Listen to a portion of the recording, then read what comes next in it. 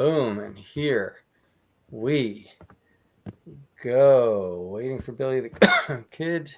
We're not live? It says live. All right, we are live. Yes, here we Woo-hoo. go.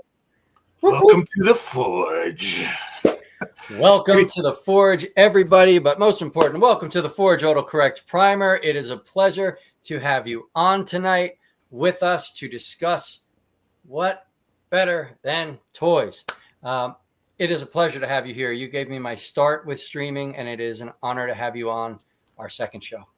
I appreciate it. I loved y'all's last show, the energy, everything, and the idea of bringing both sides together is something I've always been a strong advocate for. So thank you so much. I appreciate it a lot.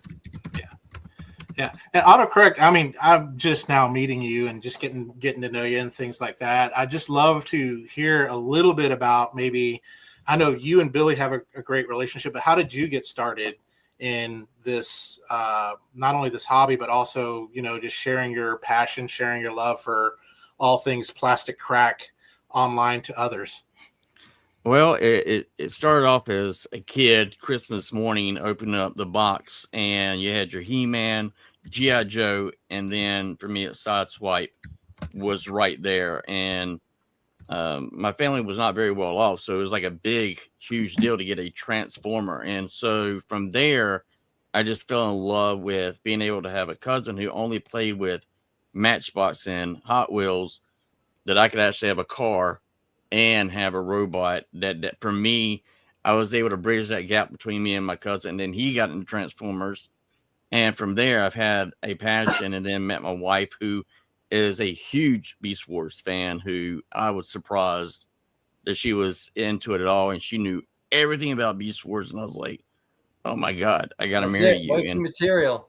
Yes. And I got very lucky. And then I have all the figures, and I do a lot of art, and I used to work in the movies and commercials, and then health issues. And my wife was like, you got all these toys, you watch Go and all these other people, just do it for fun. And that was the whole reason why I got into it, was for the fun aspect of showing off my collection.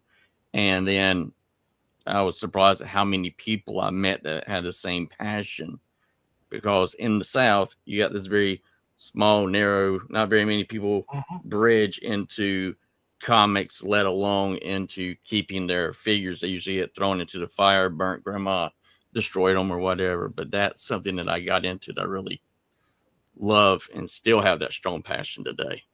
Nice. Now I noticed the Southern accent. I'm in Knoxville, Tennessee. Where are you at? Charlotte, North Carolina. Okay, so we're not too far away from each other. No, not at all. So yeah, we can get together and talk about Billy if we need to, anytime we need to on that. So I'm trouble. But I heard that you helped and you got Billy into live streaming, and just kind of, that's where is that where y'all's relationship started, or how did y'all's relationship start? I'll tell you all about that in 2 seconds, because it blew my mind. I started off my channel, and my channel, if you look at some of my early videos, was not the most professional thing in the world. I think I had a tablecloth and a one of those like cardboard fold out things you'd use for your high school science projects as my backer. And I was just talking about these toys and really had no structure or anything. And I get this message from, this person I've never spoken to, I've never heard, much about. And he goes, "Hey, I like what you're doing. How'd you like to be on a live show?" And I'm just like, I've never done this, but fuck yeah, let's do it. And he brought me on, and we did quite a few shows together. Yes, on it was called the Community for All of Us. Yeah. And it was wild. It was a bunch of different people getting together, talking toys, guys, girls, reviewers, normal folks. And it was really cool. And he just really helped kickstart and let me realize what this could be. Well, that's freaking awesome. Yeah. So if it wasn't for him reaching out, I wouldn't be here right now. I'll tell you that much. Well, I love the fact that we can all three be here talking about awesome toys and talking about our passions and things like that. And first of all, just thank you, Transformers Underground, for allowing us this opportunity to continue to do this and build this community. And and hopefully we can continue to make great relationships with others and things like that too as well. So if you're watching from the underground, what's up? Hello, thank you. And what's up? So what do we want to get into here? So I kind of don't want to start on a sour note, but I do want to start on something that's very important and dear to me.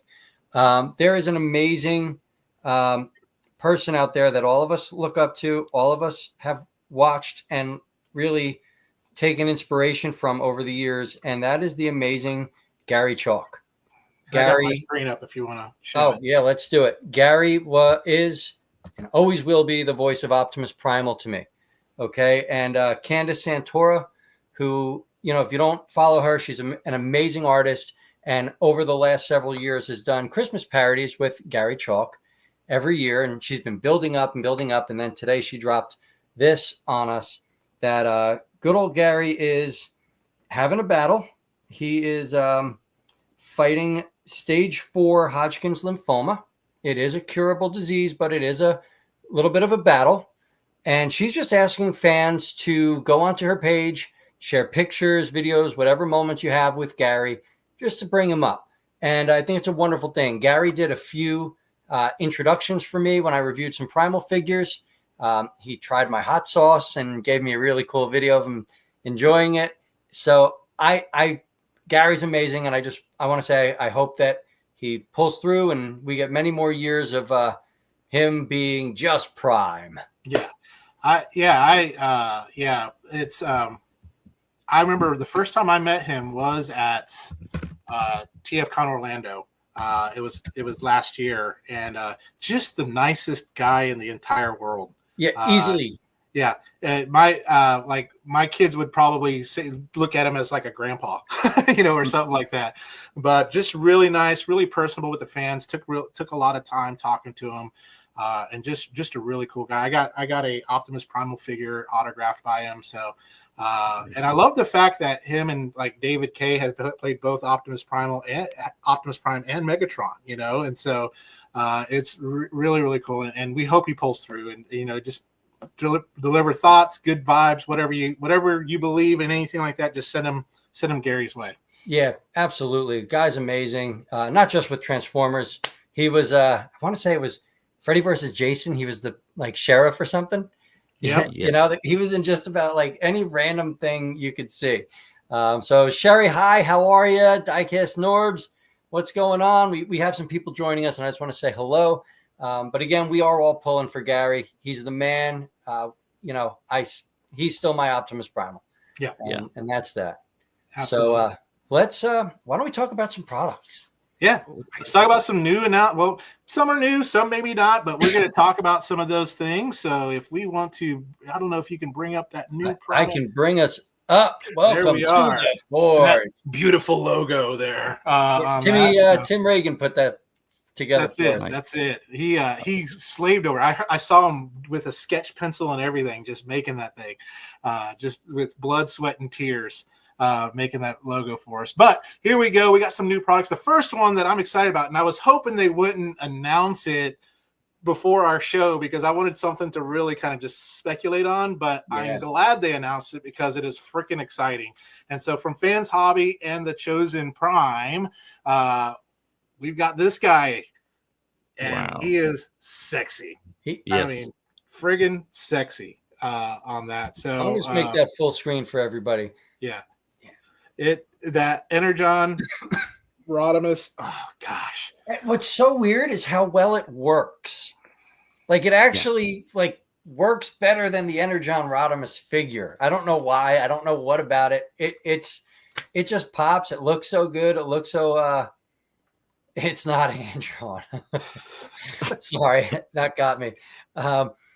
It's not. But it looks so good. The clear weapon scares me just because I have zero faith in clear plastics. Yeah. But it looks so good. The little mini Rodimus looks great too. Really cool. Yeah. I have the actual original figure it's based off of, and I'm Derek, what's up, man? Sorry guys, Derek's the man. He always gets a shout out. Derek is Hey. that guy at every con, New Jersey Collectors Con or TF Con, wherever you run into him, he's always going to say hello. He's always going to take the time. So we will always take the time for Derek as well. And that's how we're going to put it. I'm sorry to cut the other Derek off. Nah, you're fine. Thoughts, brother. Yeah, looking at this figure, I can say this will be in my collection, right next to the other one. So you're saying that Articulation. this is limited to 500 figures. Really? Yeah. Oh wow. So you got to be like hot on the button. Okay. I know the last one, the last holiday one they did was the Machine Wars Soundwave, and that sold out pretty quick. I think it was within 2 hours it sold out. So I'm expecting this one to probably sell out too. I love this better than that. What was it? The TFCon Clutch was the same mold, right? Yes, but they didn't include any like additional parts. It just didn't seem right. Something about it felt off, and I do like this more. Yeah, and the colors are great. I'm just glad that the clear plastic is just to the gun and not any part of him. Yes, anything with movement. Yes. Like a joint. Yes. And so next is, this first one got released. I know, Billy, you just did a review on it, and you told me I've got to do a review ASAP on this guy. You both need to review this figure. Let me put it like that. This figure, right? I bought this figure because I said, it's $35, $36, whatever it is. It's like 30 cents. It's under $40 shipped. Okay. And it fills that Technobot hole for me. I want my Legends to be fulfilled and complete. And he fills that hole. And I said, this will look fine on the shelf, even if it doesn't stay together. Like the Zeta Toy Superion is probably one of the worst figures I've ever played. I didn't review it. That's how much I hate that figure. But on the shelf, I have a Superion. Okay. But I thought to myself, it's going to be okay. It is amazing. I am blown away. Like the level of just how solid it is in every mode. You can shake this thing around, throw it around, and it doesn't come undone.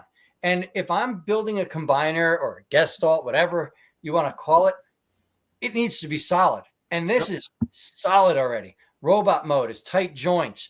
Vehicle mode is compact, clean. It works. All right. The only complaint I think I had on the figure is in vehicle mode, this drill, where this drill piece needs to connect to, it's extremely tight. And I was afraid I might break it if I push too hard, but I'm never going to keep them in vehicle mode. So it doesn't bother me. Fantastic robot mode, fantastic combiner leg mode.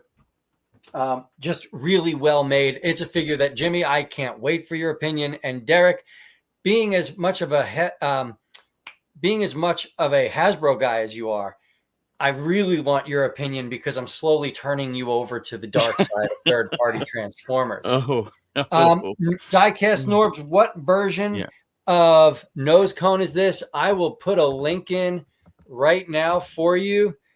This is the Craftsman Toys DJS Tactilord Drill.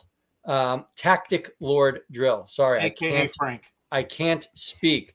Here's his link at Show Z Store. If you do purchase him from Show Z Store, I do ask that you use my reviewer code BTK. It helps my channel grow, and it is appreciated. It is a fantastic toy and well worth it.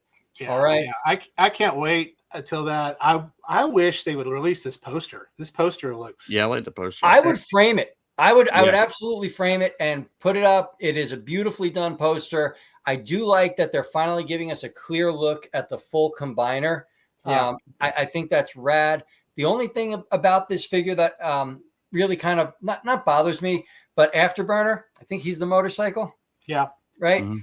He's like a quad and not, or almost like that motorcycle Batman drives in the Dark Knight. He's just different than the Gen 1. Now in combined mode and robot mode, he looks Gen 1-esque. And I get that they probably had issues with the original design and making it work right.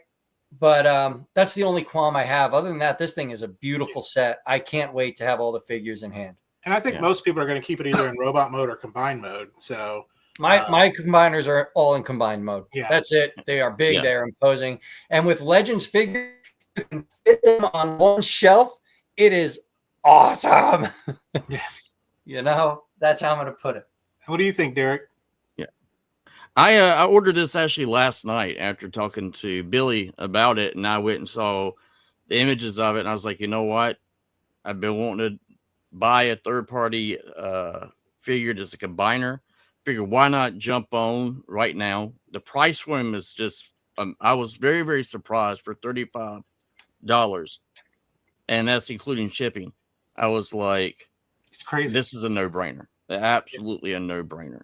And Yeah. so I don't have a problem with the translucent in the chest with it not looking cartoon accurate.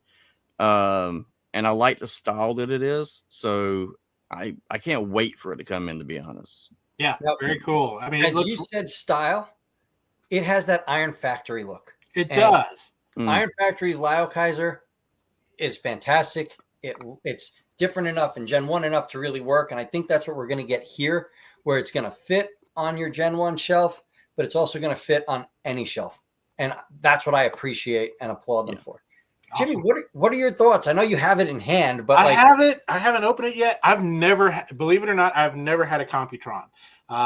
And so I would, this would be my very first Computron ever getting. And I mean, so far, I mean, just from the looks of it and just from your opinion and things like that, I think I'm going to be happy with it.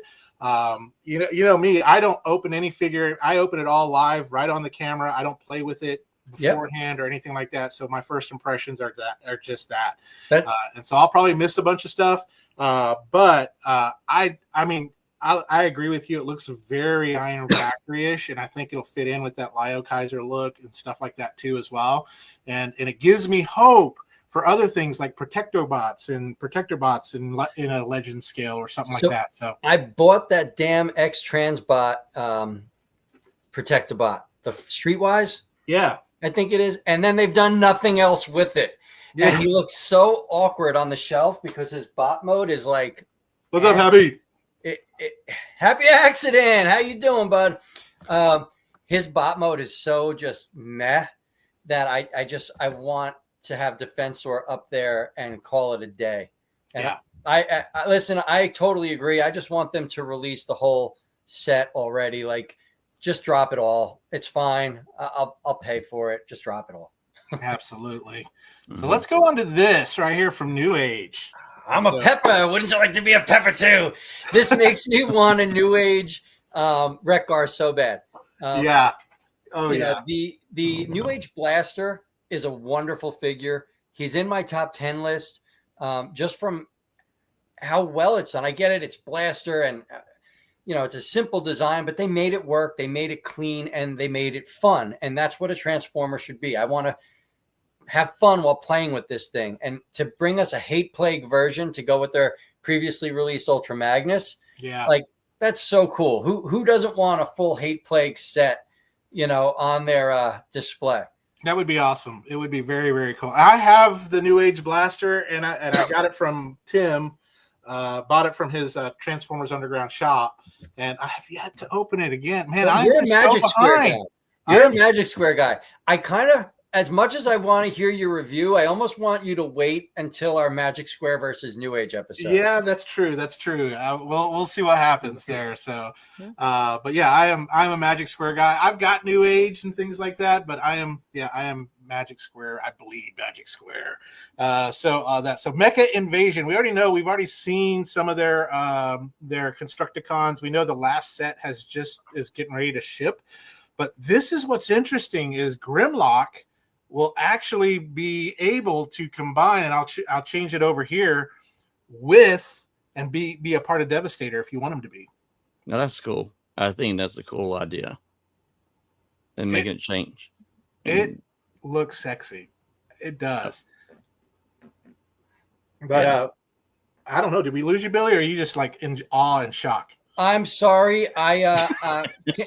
Someone reached out thanking us for the beginning of the show, and I'm just handling that. Oh, no worries. No worries.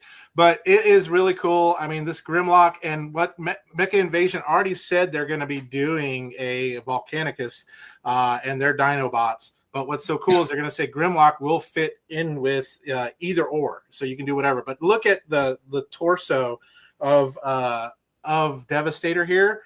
I kind of dig that skinnier looking torso. I think he looks kind of cool. I know because before with Long Haul there, he would be just kind of like a big chunky boy. But that actually just looks really, really good. And that big hammer, I think Devastator with a big hammer makes sense. Yes. So now that I'm coming in late to this party, And he's been I working love out. this. You know, I'm a Gen 1 purist, but how many times over are people going to do the same figures? Mhm. So here we have a nice original take, and we almost have a Scramble City thing going on where we're going to be able to mix Dinobot combiners and Devastator combiners, and God only knows what else they're going to make. So I fully respect this. I love it. I think it's great that they're doing something original. I hope the figures are quality. I've never bought any of their products, so I don't know what to expect with Mecha Invasion.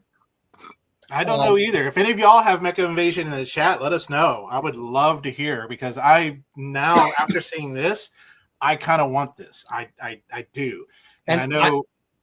I'm sorry, Jimmy. Sorry to cut you off. That's okay. I know some of it's sold out on Show Z, so it's just kind of like where to find. So I may have to hit up our boy Tim Reagan. Let's leave this frame on real quick.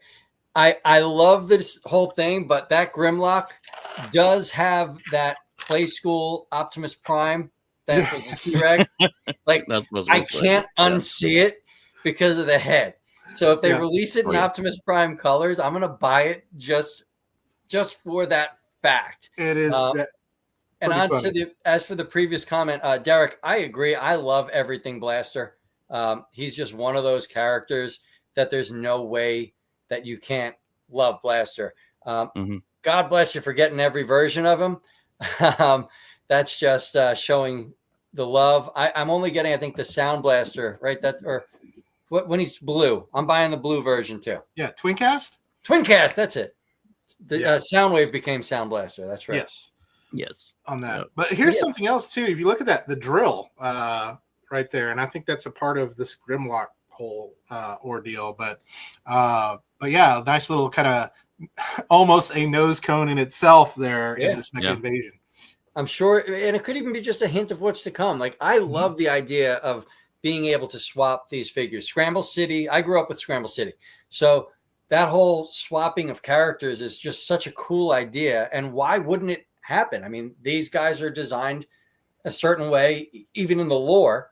So for them to be able to combine together, it's a no-brainer. It's a great idea that they're doing it, and it's such an original take that I have to applaud them. Yeah. I mean, go for it, Derek. I was just going to say, and it adds to the playability to the figure. So, I mean, and for me, that's a big part of my collection is, can I have fun with it? You know, I want the aesthetics to look good, but can I also enjoy the fact that I can put it in all these wacky modes, and that right there will fit for me. I've never bought from them, but I'm actually kind of digging the Grimlock and stuff. So, oh yeah, he's a robotic dinosaur train guy. Looks, but look at this, the drill. I mean, just looking at this picture here, I don't know if my mouse is showing up, but it looks like it makes the hammer. So, that's wild. Okay. So that's interesting. You kind of see the same right there at the head of the hammer, and then the back of that drill. Yes, I see it. Yeah. Unfortunately, your mouse doesn't show up, but I do see it. Yeah. Do you see what I see since it's the season? And then this from a new company, Toy Boy, Rise of the Beast Bumblebee. And the first thing that I saw with this, I was like, if they release this color, I'm thinking very Mad Max Interceptor, kind of look here would be really, it makes me wish for an Interceptor. But what are y'all's thoughts on this guy? I like it. I actually like the designs from Bumblebee and Rise of the Beasts. I think that they are a nice mesh of Gen 1 and the Bayverse. I'm not a Bayverse guy, but it is a part of Transformers history. There is an entire generation that grew up knowing this as their Transformers. It's a beautiful bridge for both worlds. And this design is clean. It nails it. I hope it's a quality product because there's barely any kibble here. I think it's rad. I agree with you. I get the Interceptor vibes. I would love for someone to give us a V8 Interceptor Transformer. I would buy it in a heartbeat. I would buy the brand new shiny version. I'd buy the rusty, broken down version, and I'd go all in. But this thing looks great. Derek, what do you think? The only thing I'm and my wife's a big Bumblebee fan, so anything Bumblebee. But when I look at it, I like its look. But and I'm also see the back image. I'm just wanting to know, how is it going to transform? Is it going to be parts forming? Is it not? Yeah. I agree. It's going to be a pain in the ass. Is everything going to fold up in the truck? Because you look at the legs, stuff like that. It looks great, but I think there's going to be a lot of panels that we're not seeing just yet. I'm thinking like New Age. New Age does a lot of panels, and that's what turns some people off.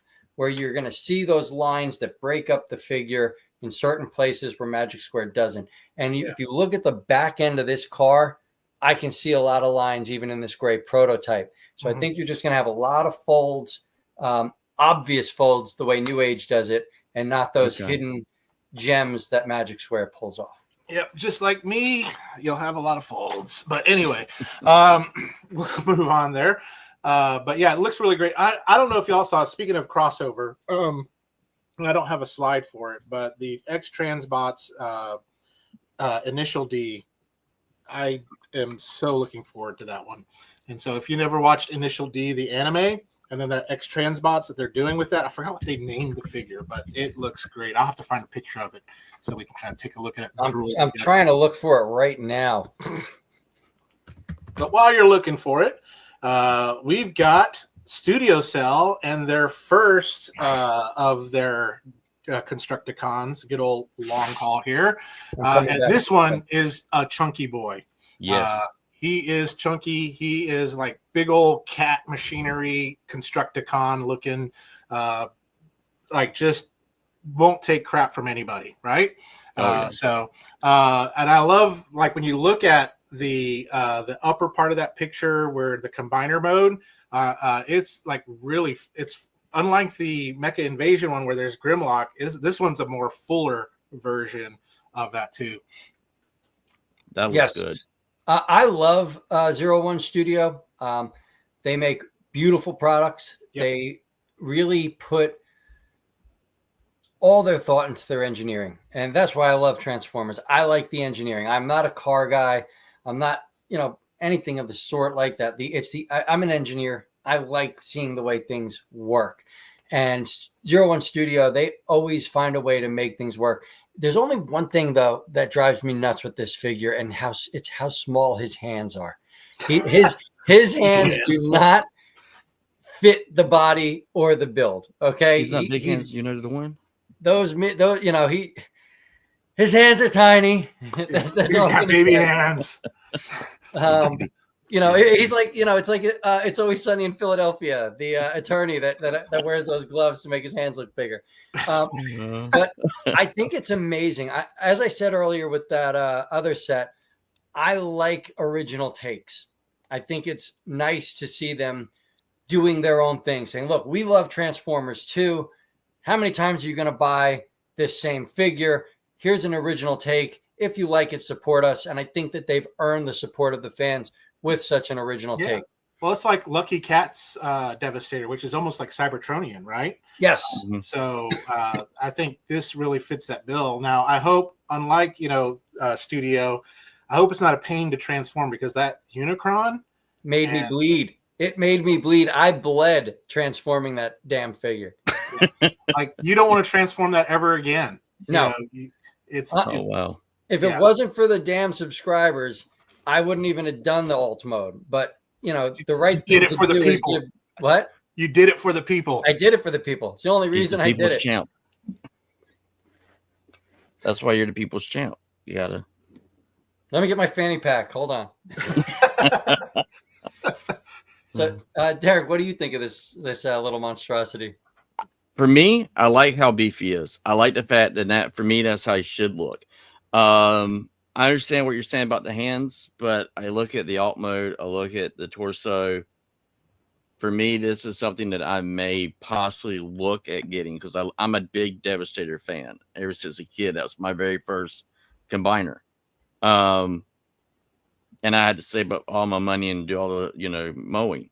So for me to look at this as third party, seeing it's something different, now I'm interested because Oh yeah. I have all the G1 looks alikes for Devastator. So I like to see something new, and that's what's catching my eye with this figure. What up, Big M? Yeah, I got you, bud. I totally get it. And it's the same for me. I really just want to see what the price comes in at. Yeah. Zero One Studio, they're pretty fair with their pricing. I felt that Unicron was done right. I think it was like $275 for the level of intricacy that you got with that figure. Totally worth the price. I did not get their Primus. It's just not my thing. I don't need a Planet Cybertron, and I don't need a Primus figure. It doesn't suit my mental lore, if that makes any sense. So I don't have an opinion on that. Just leave it to 90s alternative and just leave it there. All right. So, these guys, Billy, I'll let you talk to these because these are the better version of Hasbro's Red. Hopefully the better version. Yeah. So I believe these are officially licensed because I got this from TM Reviews, by the way. Most of you know TM Reviews. If you don't, sub. He's just awesome. Follow his Facebook too, because there's always news coming out from him. But these are the Aldi Transformers Alpha Elite figures. And these are everything that Transformers Red failed to do. All right. They are highly articulated, non-transforming, Gen 1 cartoon accurate. Or at least whatever your brain thought these guys looked like on the screen, because what's Gen 1 accurate, right? But they're really nice. I think do we have a couple pictures of these guys and their posability, or do we not? I don't. Okay. This was the only picture I've got. So these figures, they are SS, like almost figure arts level posability.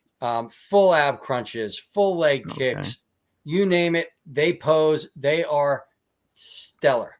Like I said, TM Reviews has plenty of pics. Check them out there. But if you're a Red fan, or if you're somebody that just needs desk bots that, in that, I guess we'll call it 6-inch, 7-inch scale, just to hang out in the office and have something to fiddle with, these are your figures. They're awesome. I hope they do all of the figures. I think it's a nice mix. And again, they show you that they are heavily focused on the scale of these figures.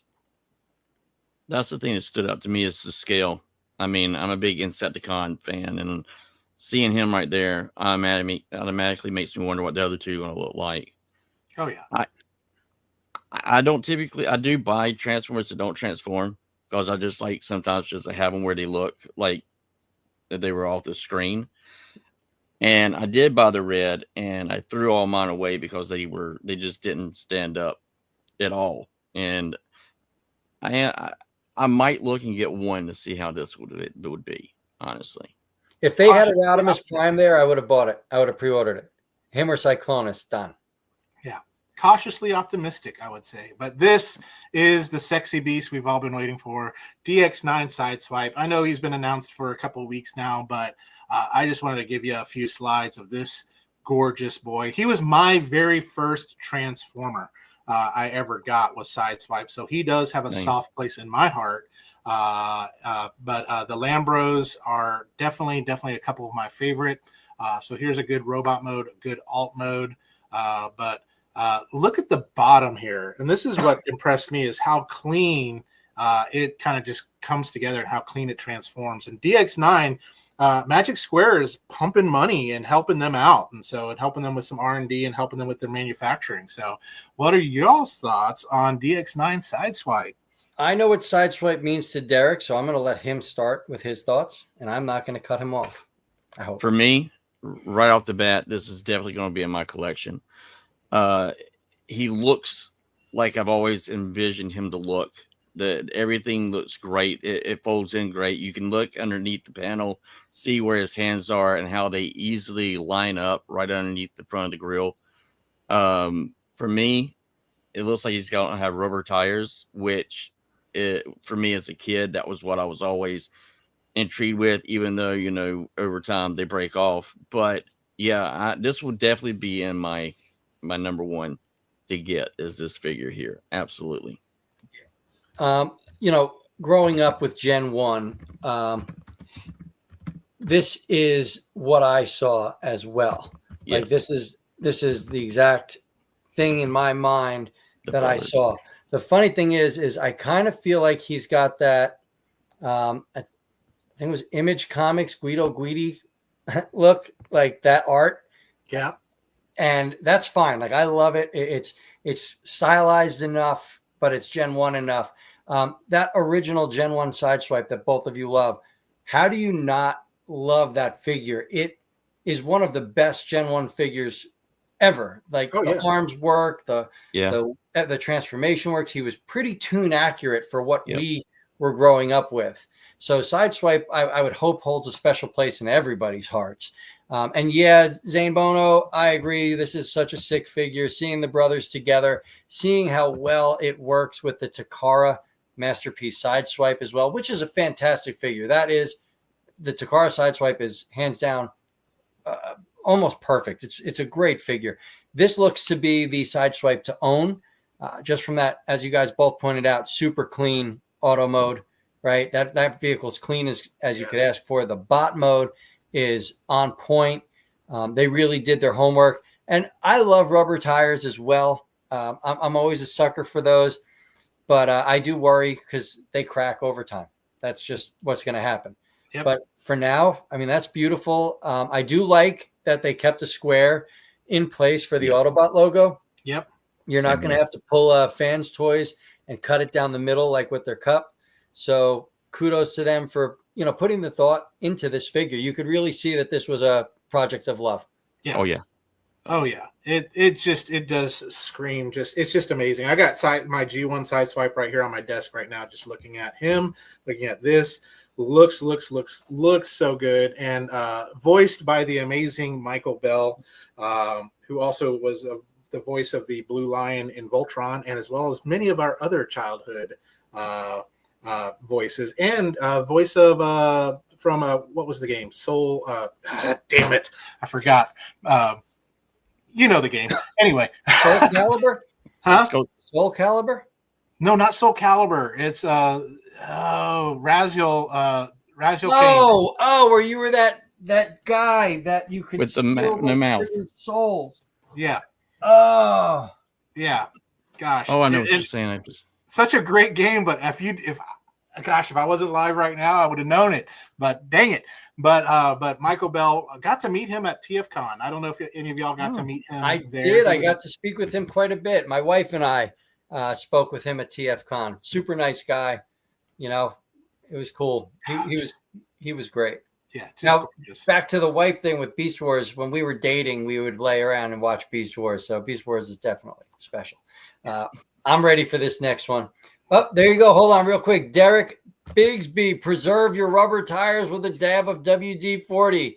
Oh, What that stuff doesn't fix. I did not know that. So thank you very much for that information, man. Thank you. I'm making a note right now. I'm about to run out to my shed real quick and dab a couple figures. We need the little G.I. Joe with the more you know kind of, or whatever, the little PSA. Yeah, that's yes. it. Maybe we can get Michael Bell to do it for us. That's it. Loon Resources, Fortress Maximus. Now, y'all saw their prime. I mean, he is freaking huge. This guy is bigger. Look, the guy behind him. Yeah, that's a human being holding it. That is crazy. That is what is up, brother? Sorry to cut you off, Jimmy. That's okay. Now, me and you, we were talking where I was like, shipping's got to be crazy on this, and they probably will have to ship this in parts. Yeah, I can only see it working in parts. If it's going to get shipped as one whole figure, the only way I'm getting it is through the underground. I'll let somebody else cover that cost. That's it. That's it. Yeah. Definitely. I'll put in a $10 spot, or whatever. I'll play some games, and then I'll donate it to like a local place nursery school so the kids have something to jump around on. I don't know where I'd even put it. It's so big. That's it. I guess would it be pretty close to? Would this be even how big he is? Would this be like a Legends scale Metroplex? I think this would legit hit the scale that Metroplex would need to be at for a Legends collection. Yeah. Absolutely. And listen, it's beautiful.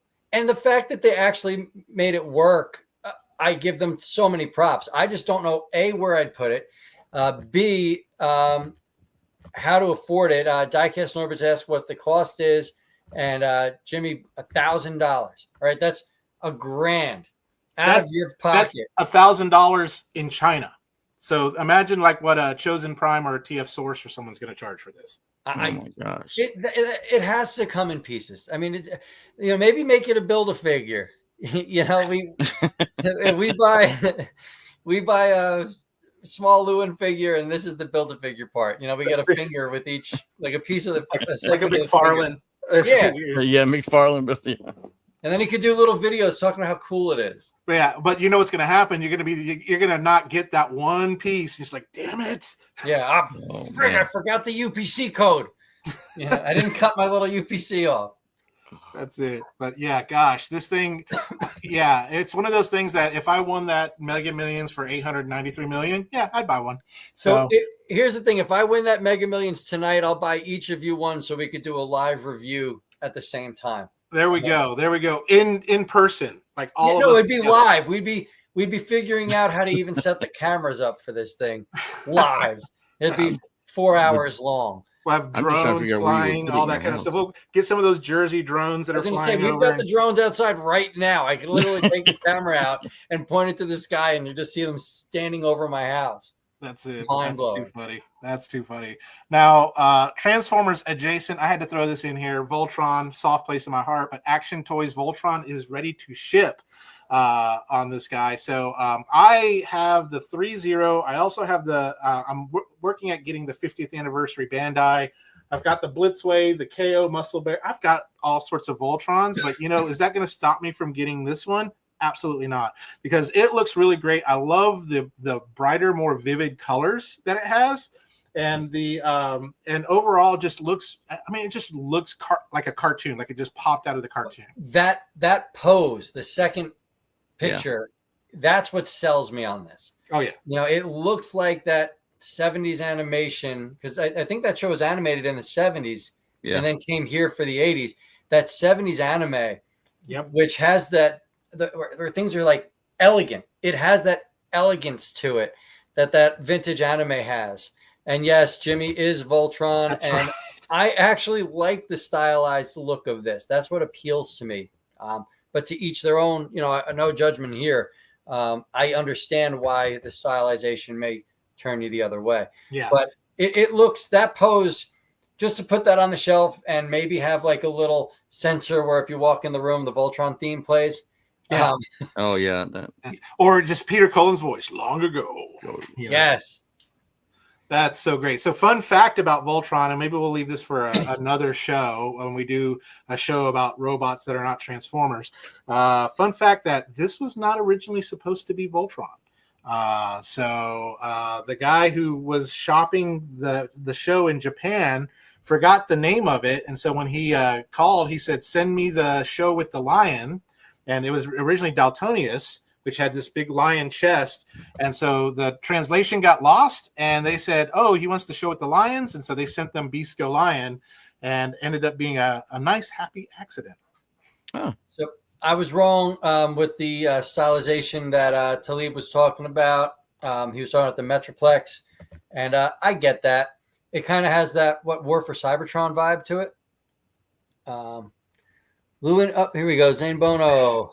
Lewin Resources Metroplex is most likely going to be missing a piece in the shipment. Will be his tiny head. He gives a headhunter from Beetlejuice a run for his money. That would be funny. I think his name's Bob, right? They gave him the name Bob in the new movie. Yep. That's it. Yep. That's it. And then last but not least, of the bots we're showing off, we all love C-01 or C-02 Missing Link from Takara Convoy. So a company has come out with, I don't know what the name of the company is, but this is a KO of the Missing Link Convoy. And Billy, you have a fun fact about this one, about how it's built. Yeah, so it is a 1-in-1 knockoff, dead on scale, no changes in articulation. It's the same exact figure you would have bought, but It's, I believe, 75% die cast. The arms are die cast, the legs are die cast. It is a huge hunk of metal, sort of like the Matchbox version. And it's wild because you're going to get this die cast Optimus Prime or Convoy for less than what the original release was. Yeah. And see, I Interesting. missed You the can already original. see that the trailer doesn't match right there. No, it does not. Those colors do not match, but this is a knockoff. That's going to happen. That's why, you're paying for what you get. What were you going to say, Derek? I missed the first one that came out from Tonikara, so I could see that be an easy pickup for me. Yeah. I mean, listen, that Missing Link Optimus Prime or Convoy, whatever, that's a fantastic, fun figure. Mm-hmm. If this has the same quality, meaning the joints work and everything is solid, this will be fantastic. I just want to know what they're going to do. I know that it was ratcheted at the shoulders, but are those same ratchets going to be strong enough to hold the weight of the die-cast arms now? Yeah, that's going to be the question right there. There's some homework that I think they would have needed to do prior to making this a metal masterpiece. I guess I'm going to word it. Yeah, there's the box. A lot of detail went into this box, but I'm not a fan of the box. But it's not the box that counts; it's what's inside, right? Look at you! Yeah, first you got to cut a Disney hole in the needs box. to hire you, buddy. But which brings us to our question that we want to spend some time on: is KO okay? On that is you've got diecast Norbit who said he's kind of in on this and he'd love to see them do a fully diecast Cliff Jumper and Bumblebee. It would be cool. It would be very cool. But yeah, so let's talk a little bit, and I'd love to hear in the chat too your thoughts on KO. Now, here's the deal: I grew up as a kid. I didn't eat Lucky Charms. I ate Magical Treasure, and I ate all the generic cereals because these cereal companies hired it out to a factory that said, "Hey, put our stuff in," and then they got the license to put their own cheap stuff in and tasted just like the original. And so I've always been KO. Payless shoes. I had the Nikes that were spelt with the Y, all that good stuff. But I know there are some people that are for KO and there are some people that are against it. So I'd love to hear some of y'all's thoughts. I know my opinion about it. I just did a video that'll probably release later on tonight on the KO Mafex Wolverine. And but my thoughts about it are this: is like, if I can afford the original, I'll try to get it if I can, but I can't necessarily afford the original a lot of times. And because I'm a fan and I want this, so that's where I'll go to the KO. Now, some people say like New Age, Magic Square, all that is KO. And I disagree because there's different engineering that went into it. I think KO is just an exact copy of that original. And so there's different engineering that went into Magic Square's bots, to New Age's bots and things like that. But what are y'all's thoughts around KO? Is it okay or is it not? Well, it's all right. Yeah. Here's where I come in on the whole thing with KO. I was like you. We didn't get the name brand stuff, but as a kid, I remember my grandmother always finding the KO Transformers, getting them as a kid and going, and then try to transform it and break cheap plastic. So for me, that always had been in the back of my head about KOs. It wasn't till several years ago, somebody sent me the KO version for, oh gosh, which combiner was it? My brain had a mind fart. And I got it in, I wish I could remember which one it was now.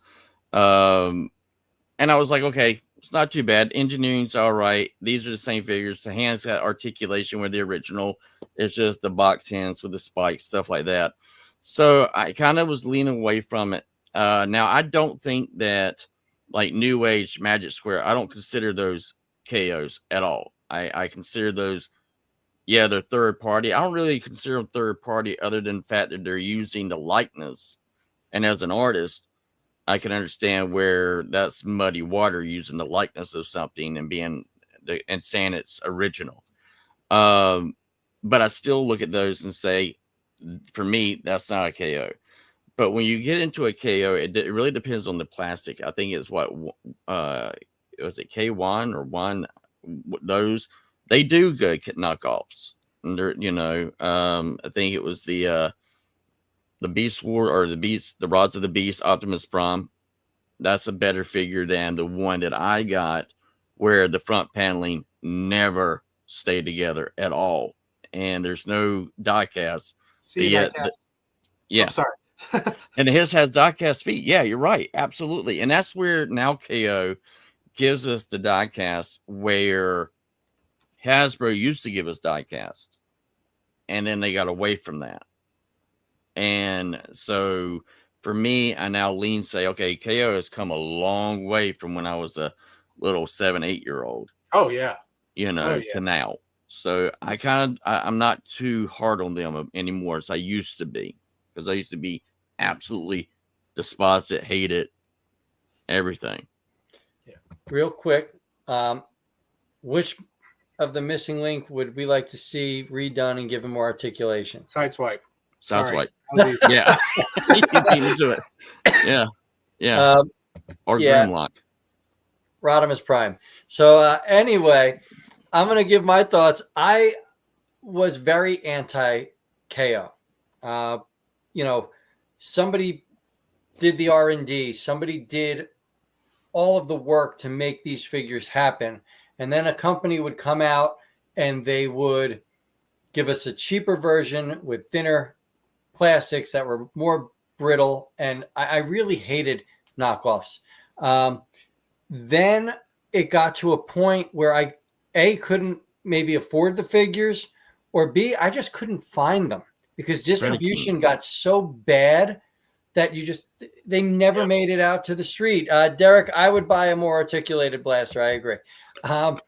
So when it became easier to get a knockoff that had improved articulation, or they figured a way to make the transformation work where there wouldn't be as big of a backpack in this knockoff, and it was cheaper, it became a no-brainer. So I'm fine with knockoffs so long as they improve on the original product. Better plastics, better engineering to cover up certain things. And then in the Magic Square New Age debate or any third-party debate, listen, they are using an IP that Hasbro created. They are not claiming they're Transformers. They're not using the names. They are taking their own ideas and making these figures in a way that they think will make them better. And 9 times out of 10, they're better than what we get.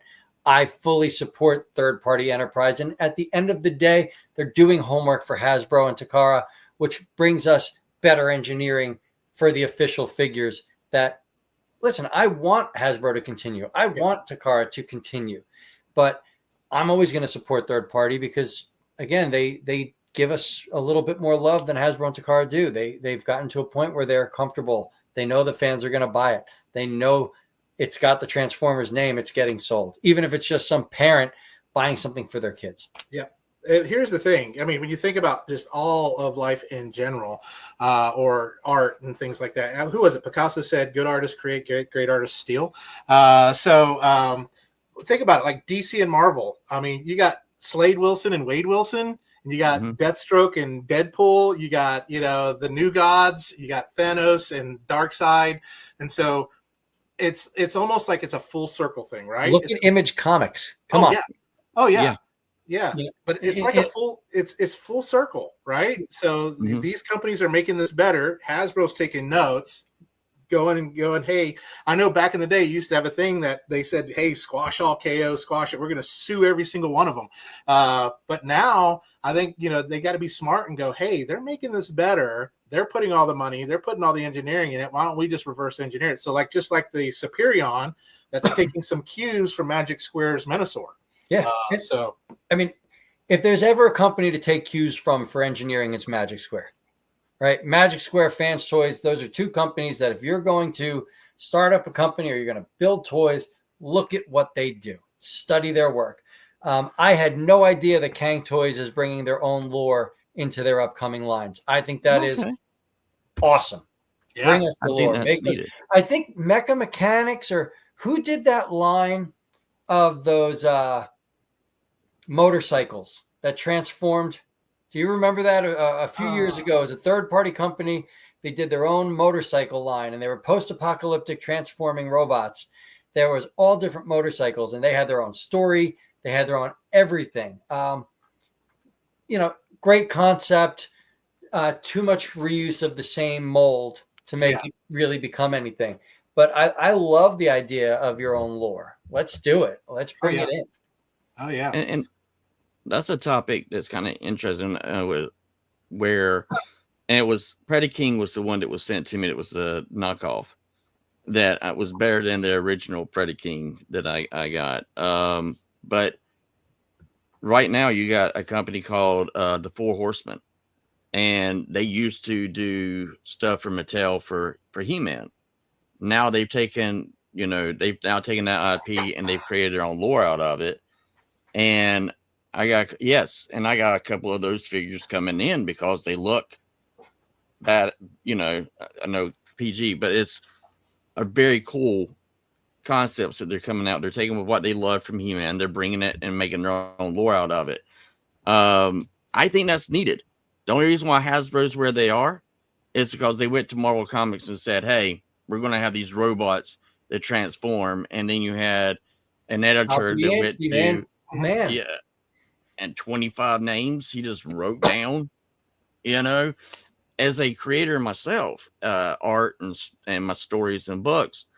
I think that's missing. I think it's missing in a lot of the stuff in our today's society. You take a look at music.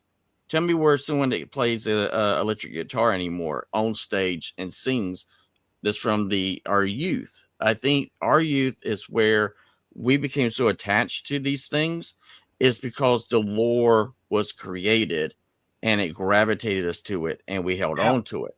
We're the only generation. My grandpa used to tell me all the time. He had this little figure and he was a big Superman fan. And he told me as a kid, hold on to something from your youth and you'll never grow old. That's what he told me all the time.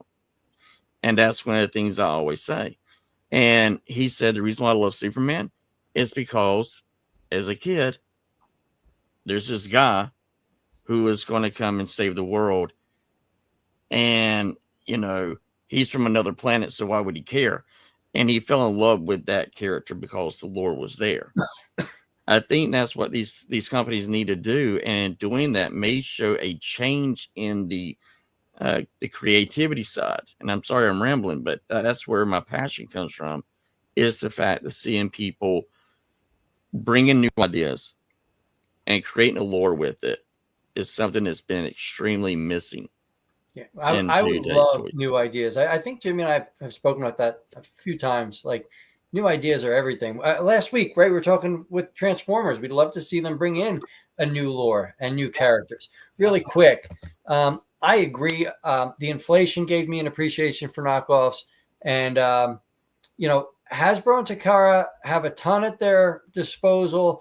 I don't agree about the ingenuity. I think they're giving us engineering that I've dreamt of. Like, Hasbro really has, they've stepped up with their ingenuity. It's their quality that they've dropped in that makes it just not appealing.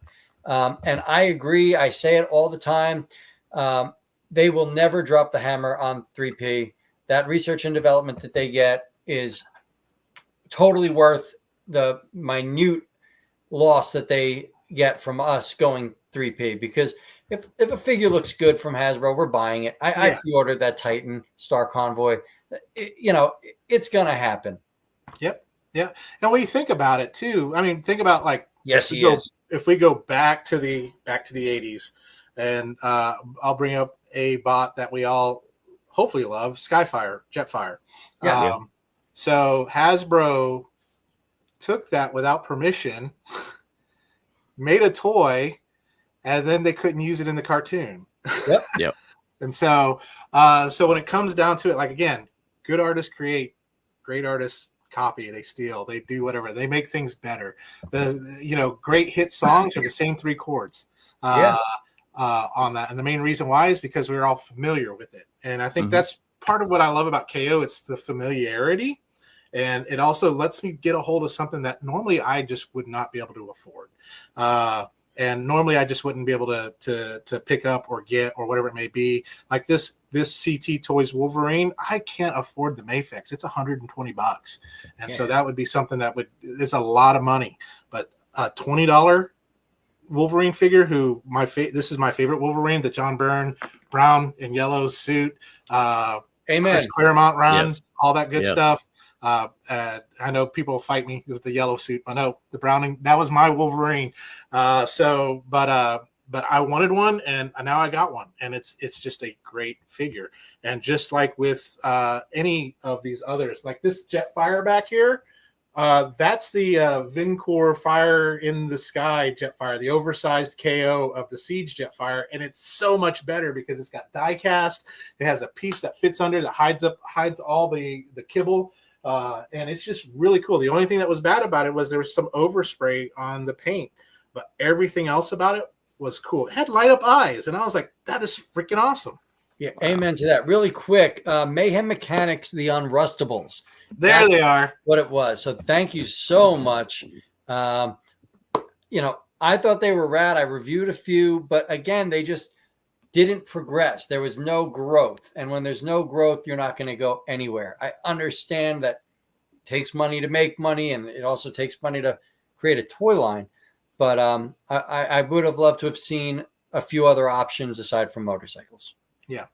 So what I'm hoping, we're talking original and lore and stuff like that. As we know, Skybound has that Energon universe, and we talked a little bit about it last week. And so the Void Rivals comic, and there's the if you're not reading the Energon universe, the Void Rivals, Transformers, even the G.I. Joe, Duke, Cobra Commander, all those ones, because they all tie together, especially with Cobra Commander and Megatron. Yep. Doing their thing. Then if you're not, next month, you can get the first 12 issues in a hardback. Yeah. And I bet it's going to look sexy too. But Yeah. Void Rivals, what I'm hoping for is that you're seeing Robert Kirkman build these original characters, and I'm hoping we get toys from those characters. That would be so freaking amazing. Absolutely. Well, the one thing, and I have a funny story about Robert Kirkman. One of the first shows he was at, I was in, and we sat next to each other. And I had a lot of people come up, get my artwork. No one knew who he was. He was still doing Invincible. Walking Dead hadn't come out yet. And he's like, I'm not going to ship all these things back. It costs too much money. So he gave them all to me while we were at the show together. But right now, you're seeing what he's doing with Transformers, because that is a big part of his fandom is Transformers and G.I. Joe. One thing I'm hearing from a lot of the artists that I'm friends with is that Hasbro has told them, go with it. Do whatever you can. And the plan is because Hasbro is in some trouble right now. But they're also wanting to go to gaming. And one of the things they want to move over to gaming and tabletop is Transformers. And so that's where hopefully we're going to see Energon is being where that's going. Oh yeah, definitely. I gotta find this picture because this is my favorite picture from the whole freaking. Because this would have never happened with the Cliff Jumper flipping them off. Please tell me Cliff Jumper flipping them off. Let's see. Let me see if I can pull it up. One of the leaks listing for next year's Void Rival figure crossover with Jetfire, San Diego Comic-Con exclusive. Oh. That's pretty badass. Thank you. And I agree. That Cobra Commander comic was fantastic. Yes. Let's see if there it is. Here's that picture, my friends. There it is. Yeah. Hopefully we can get that up. Well, we got it up. That is. I love that. How do you sum up how everything that's going on? You got Optimus Prime with one arm and Cliff Jumper flipping off Decepticons. Yeah. So cool on that. So if you're not reading that, I definitely read it. And I love the fact they brought Larry Hama back for the G.I. Joe run. Yes. Because he was my childhood. He is G.I. Joe. That's our G.I. Joe. That's our G.I. Joe. Yeah, he is G.I. Joe. That's it. So, but I love, so they're making, that's great news that they're hearing the Void Rival figure crossover with the Jetfire. I think that's going to be awesome. And I'm glad that Hasbro's doing that. And I even think that Hasbro, I don't know if they should go away from, if maybe they should just start licensing out their IP to these other companies or whatever it may be to make these toys. Instead of them making them, just license it out. That may be where they're going. That may stifle some of the creativity. Well, things I've heard from other sources, I can't say, that is where Hasbro is looking to go. Right now you got Todd McFarlane has the license for G.I. Joe and Transformers. Yep. Now he has it for Page Punchers, but a lot of people are thinking, oh, it's only going to be 3 inches. No, he's also got it for the 7 inches. That's something that looks like we'll be getting dealing with Energon, which will be coming out later next year. Interesting. So I think those McFarlane can tackle that Energon art style too very well, because that Energon series has quite a specific style of art to it that really suits it as well. Like, I'm not knocking it; like it suits it, and I think he could transition that from page to plastic really well. Yeah. Oh yeah. So one thing with Hasbro is right now they have been kind of fudging the numbers. So that's why you're seeing a lot of the stuff being licensed out to a lot of other things. Plus, Hasbro did come out just recently, the CEO saying he wants to focus on games. And, I saw that. Games only. And interesting. Yeah, and he's a gamer himself, so kind of that mentality, I understand where he's going. And he's saying he wants to take the company away from being a toy company, but an IP company, which means that they have, like what Marvel does and what Disney does, is essentially his idea. They don't publish their own stuff. They have it all licensed out everywhere. They'll make ridiculous money. I mean, didn't Hasbro start out as a gaming company? Wasn't that what they did at first? Well, they make more money in gaming. Yeah. Yeah, they still make their most money from gaming, from board games. Well, how many of us have bought Mousetrap over and over again? I don't know how many Connect 4s we have in the house and not enough pieces still. That is true. That is true. Here we go. We've got backing here about Hasbro leaning towards gaming. Transformers figures based on the game will have the same effect as impact off of a cartoon. Honestly, their cartoons haven't been that good anyway. And you have a lot of people that are really into gaming and like doing live pulls of the cards for these games. Yeah. So I actually think it might have a better effect on the Transformers figures because you're going to pull in this generation of kids that sit on YouTube or TikTok and watch these people pull these cards. So I think it could actually help the brand. So Autocorrect, this is since you said about McFarlane, is that why they've also got the Marvel license right now? Is just kind of testing the waters, doing those statues? Testing the water. Yeah. Because right now Hasbro is having to deal with something that Hasbro did something that was kind of underhanding. So there is a lawsuit right now, which is a class action lawsuit. But if it goes any further, there's a lot of things that could come out of the water. So Disney is the one that gave McFarlane the rights to make the figures look like statues. And that's him testing the water to say, hey, and it was a big shot because McFarlane said he would have nothing to do with Marvel ever again.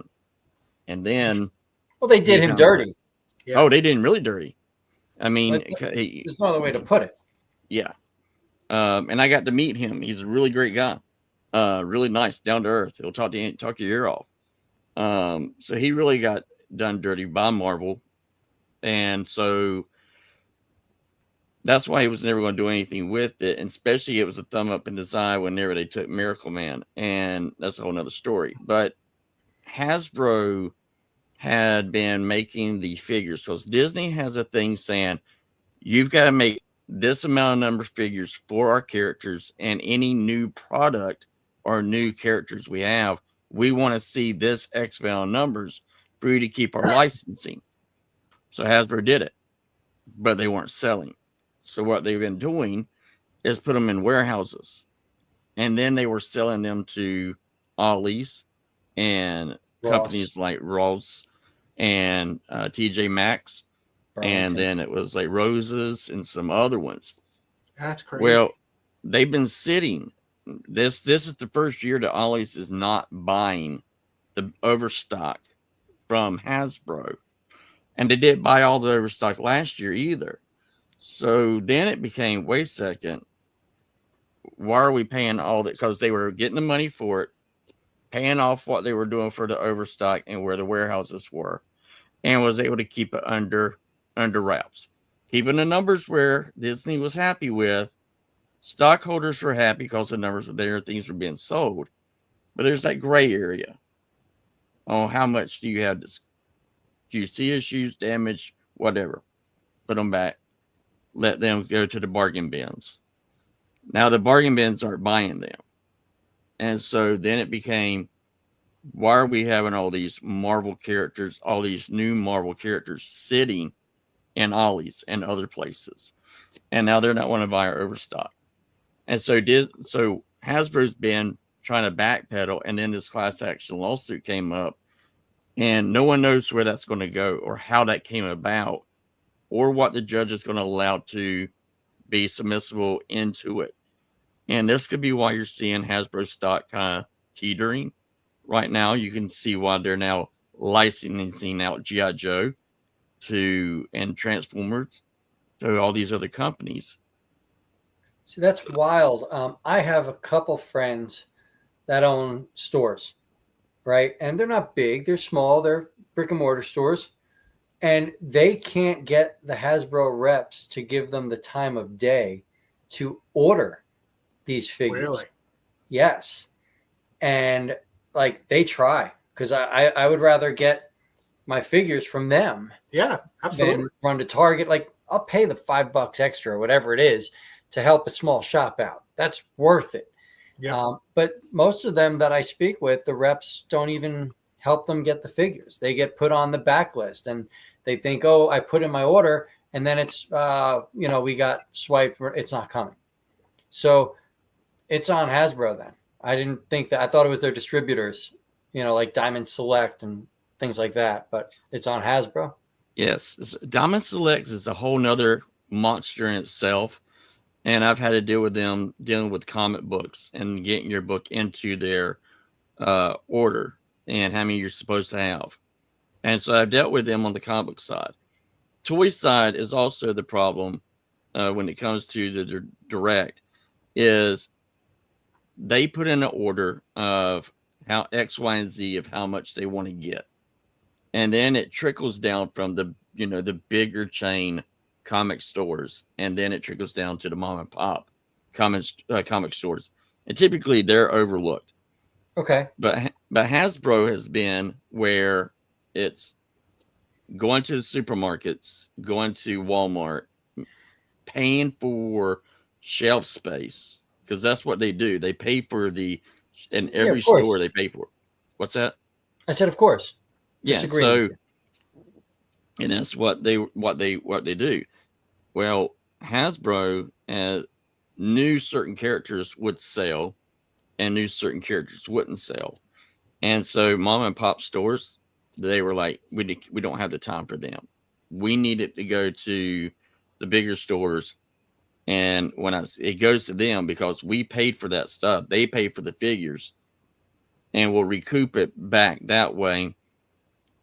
But if you really look at the stores, you start to see Hasbro's numbers in action figures going smaller and smaller and smaller. Derek, they're not even on the shelf by me. Yeah. I mean, I go regularly. I go weekly. I have a Target that I could literally walk to. And I go first thing in the morning, and there's still nothing on the shelf. There's a couple core class figures from like 2 years ago. And still freaking Earthspark. Yeah, and then the Earthspark figures that just don't move. And you know what that is? Same with their Marvel figures. Mattel. There's tons of Mattel figures. There's tons of they do the squishy figures that you stretch, like the Stretch Armstrong. Yeah, the Gujitsu and all that. Yeah, the Heroes of Gujitsu. Like everything else is on the shelf. It's the Hasbro stuff that just isn't there. Yeah, very small Star Wars section, very small. No, nothing. My Star Wars section still has the chick from Obi-Wan Kenobi. That's who's on my shelves. Mm-hmm. Okay. And the reason why is because Walmart stuff buys in huge bulk. And so those figures will sit back in their little warehouse in the back. And they wait, and it's up to the managers on when they go out. And so what has happened is they get these big discounts. This is what Hasbro was doing all the way back to Siege. Siege was where it really started, giving these huge, big discounts to the big superstores. And then they could slowly bring on, re-release them. They would have it all back there, sell out, then go back and put a little bit back on the shelf, sell out. That's not happening now. So the stores, supermarket like Walmart, they're not falling for it anymore. I haven't seen a Titan on the shelves since Scorponok. Correct. You won't see a Titan. You won't see a commander class on the shelves anymore. Yeah. I think the last commander class I saw was Motormaster. I never saw him. He never made it to my area. No, I take that back. Optimus Studio Series 86 I did see at a Target. Oh, okay. Good for you. Which was like, it's like, it's a dodo in the wild, right? So, but it's interesting to think and see that because, gosh, like, well, you look at this holiday, I mean, you've got figures that just came out like a month ago, 2 months ago, already on clearance online. Yep. And you go into the store, and if you find one, it's still $35 or $25, but already on Walmart, like the G1 Bombshell and Prime. That Prime $10? went for $32. Yeah.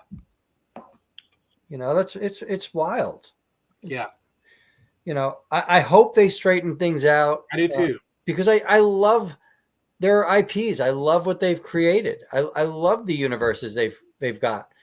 But for it to not be possible to get these figures, and even if not for me, my son has a huge Hasbro collection. And we'll watch something together and he'll say, man, I really want that. And I still can't find it. And then I reach out to my buddies that have their stores and like, don't have it in stock. I'm sorry. Yeah, I won't get a New Age figure for my kid. Oh. I know you did, probably, but I wouldn't, just because I know they would break it. My 6-year-old has a New Age collection. He's got a couple magic squares. The thing is, if it's going to help him love this lore and we get that time together, I don't care. It's worth the money. It's worth it. I saw Megatron and Studio Series 86 Prime at Target this year. What state, brother?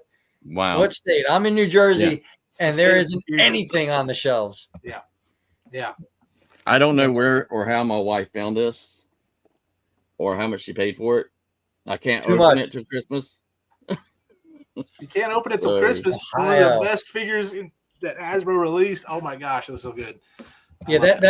That's in my top 10 list. I'm not going to say what place, but a Hasbro figure, a Hasbro Transformer figure, let me rephrase that, is 100% in my top 10 list because that is what they should have been putting out.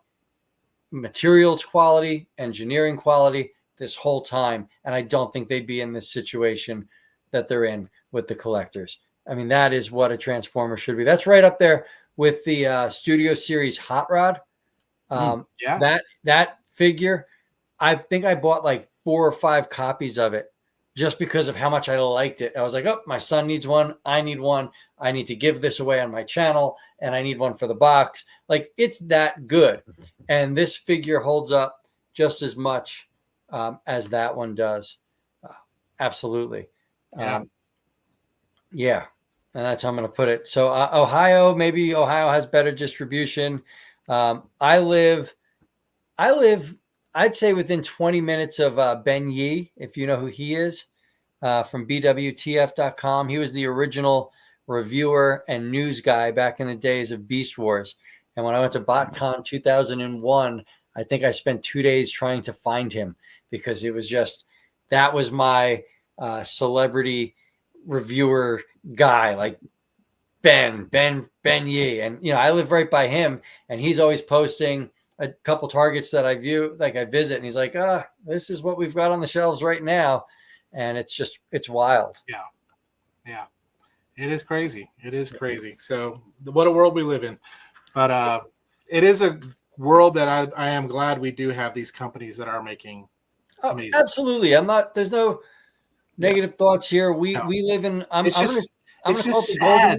It's so sad to see that this company that owned this IP, this one that we loved as kids and stuff like that, just to see them drop the ball. Yeah.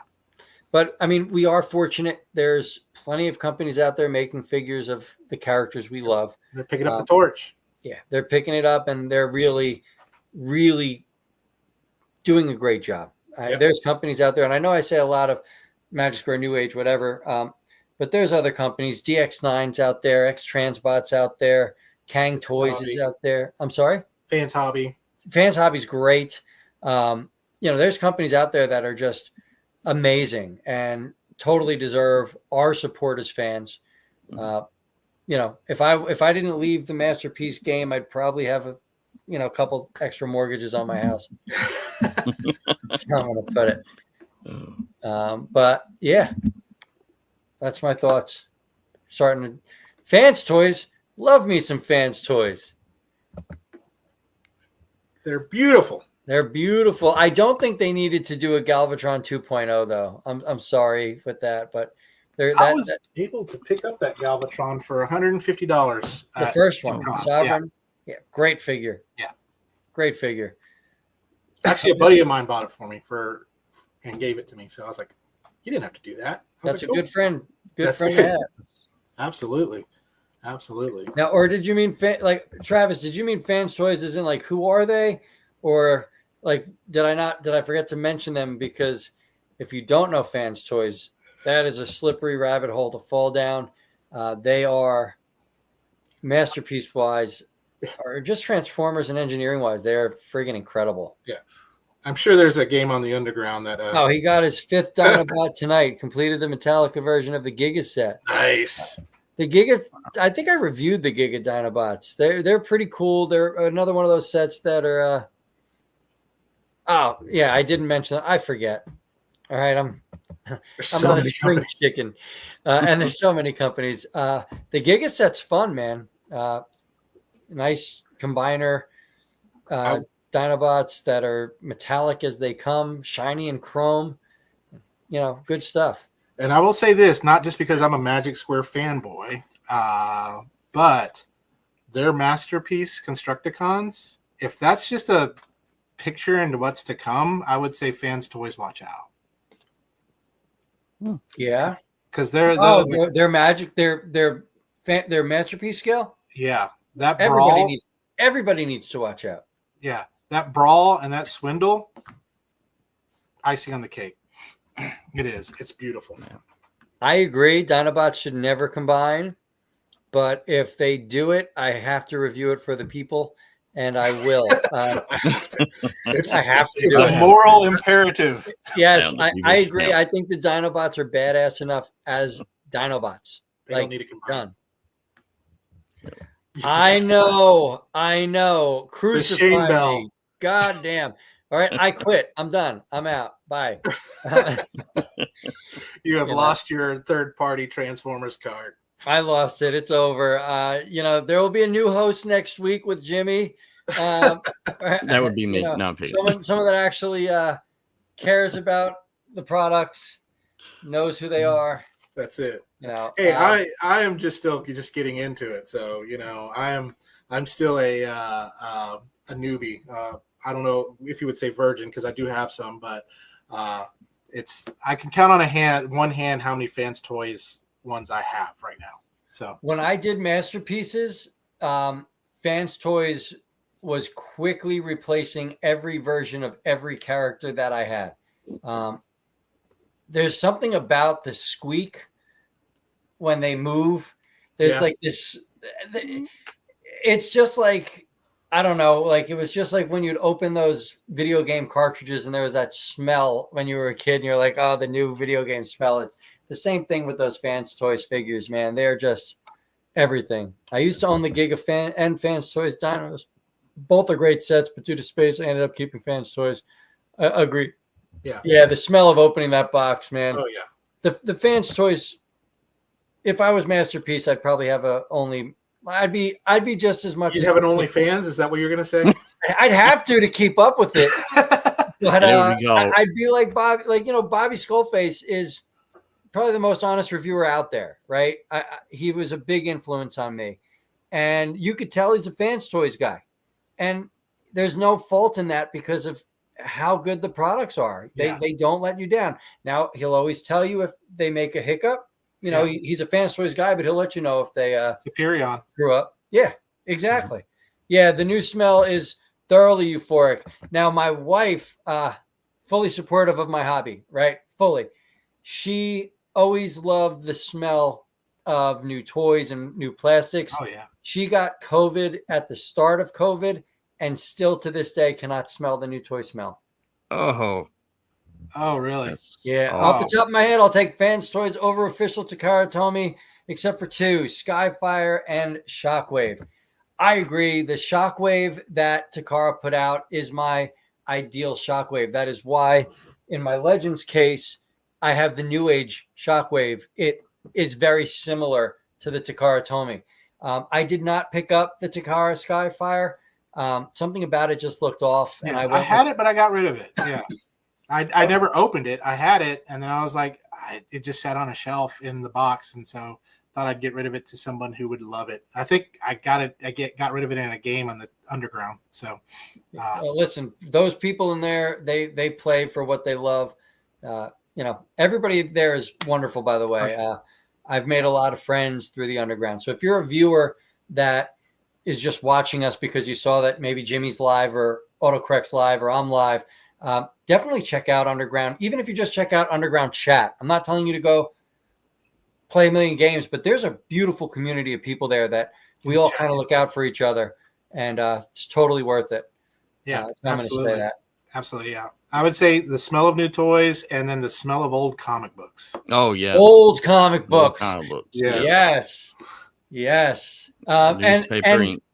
And that weird taste that the gum that used to come in the cards that we would had. There's something about that. Yes. Hold on one second. We've got Derek saying he's got an extra Takara Tomy Skyfire that he's going to sell at some point. You should throw it up in a game. Yeah. Make a couple I might want it. I might want to get it again. I don't know. Because I've owned that thing 3 times and I've sold it 3 times. So Travis is shouting out Ted at the Underground. That's who got him into it. I'm going to have to check out and see who Ted is. Is it Ted Chu? It could be Ted. I don't know. There's so many.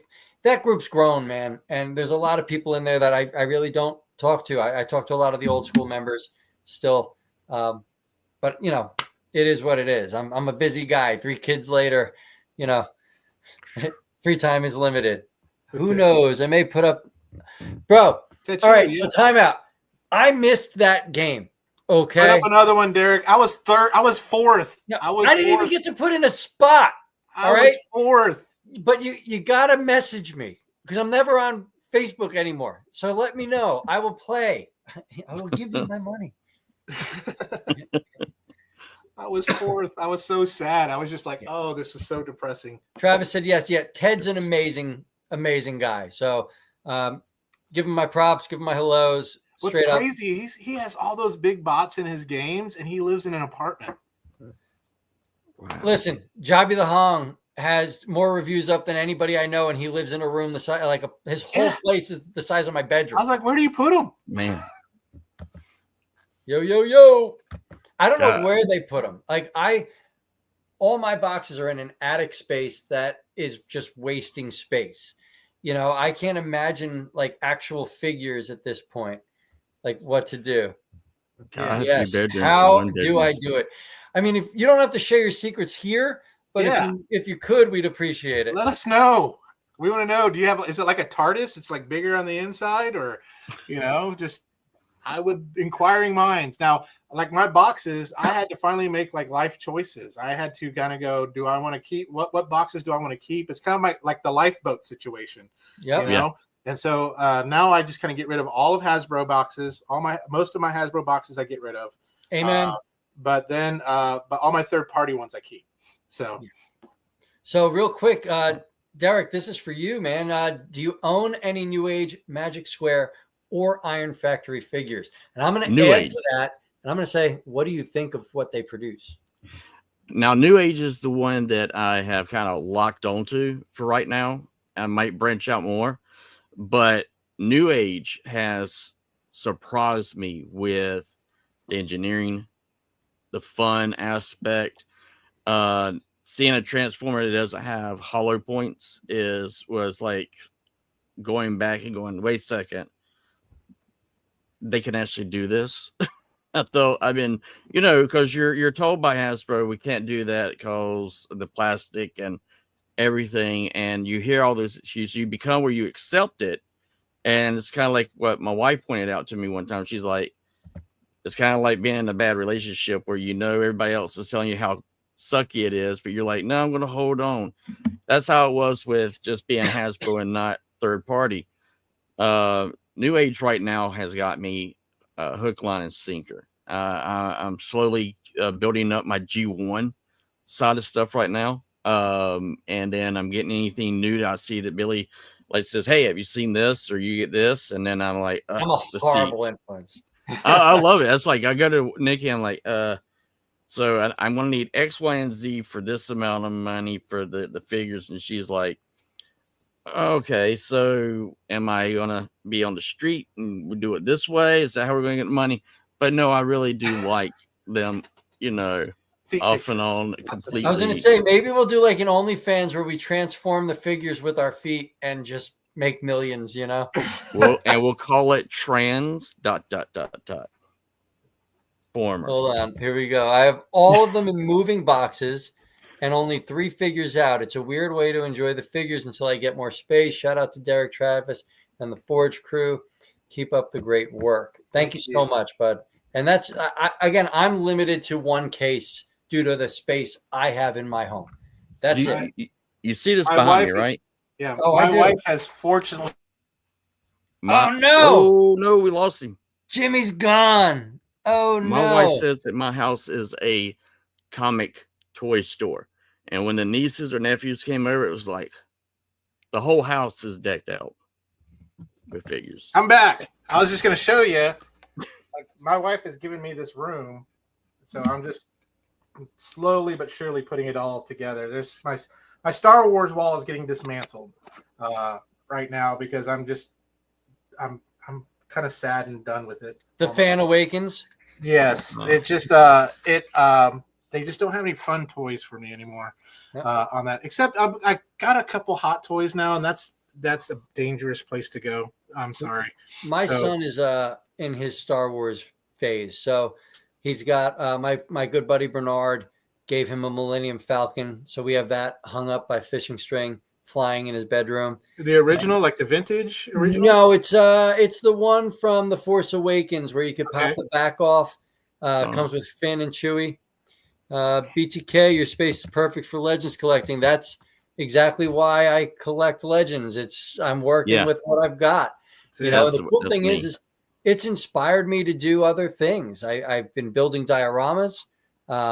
We have plans to build an addition on the house in a few years, and we are designing a room specifically for our collections. My wife collects American Girl dolls. All right. I don't know if you've ever seen how big they are, but she's got just about everyone ever made. And we want to display that. I'm proud of what she's got, We've avoided the American Girl phase with my girls. They saw that and they said, "What's that store?" I said, "Oh, it's a hardware store. You don't want to go in there." And so we just if I can find it, my wife put a picture up. Our stairs going upstairs, it's 13 steps from the downstairs to the upstairs.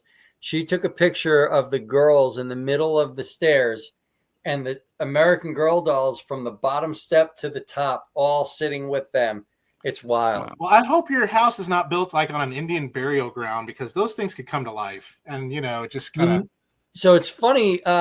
Where we live was a major Native American area. The town I grew up in is called Matawan. And believe it means the land between 2 rivers or something of the sort. So there's some slight possibilities we could have. You some might have like a pet cemetery situation going on with those dolls here in a little bit. That's all right. You know, it's okay. It's as long, Sleep as, with long one as they eye sound open. like Brad Dourif, I'm okay. You know, I've always wanted to buy that Chucky doll, the big life size one, and just give the doll to someone and just keep that empty box.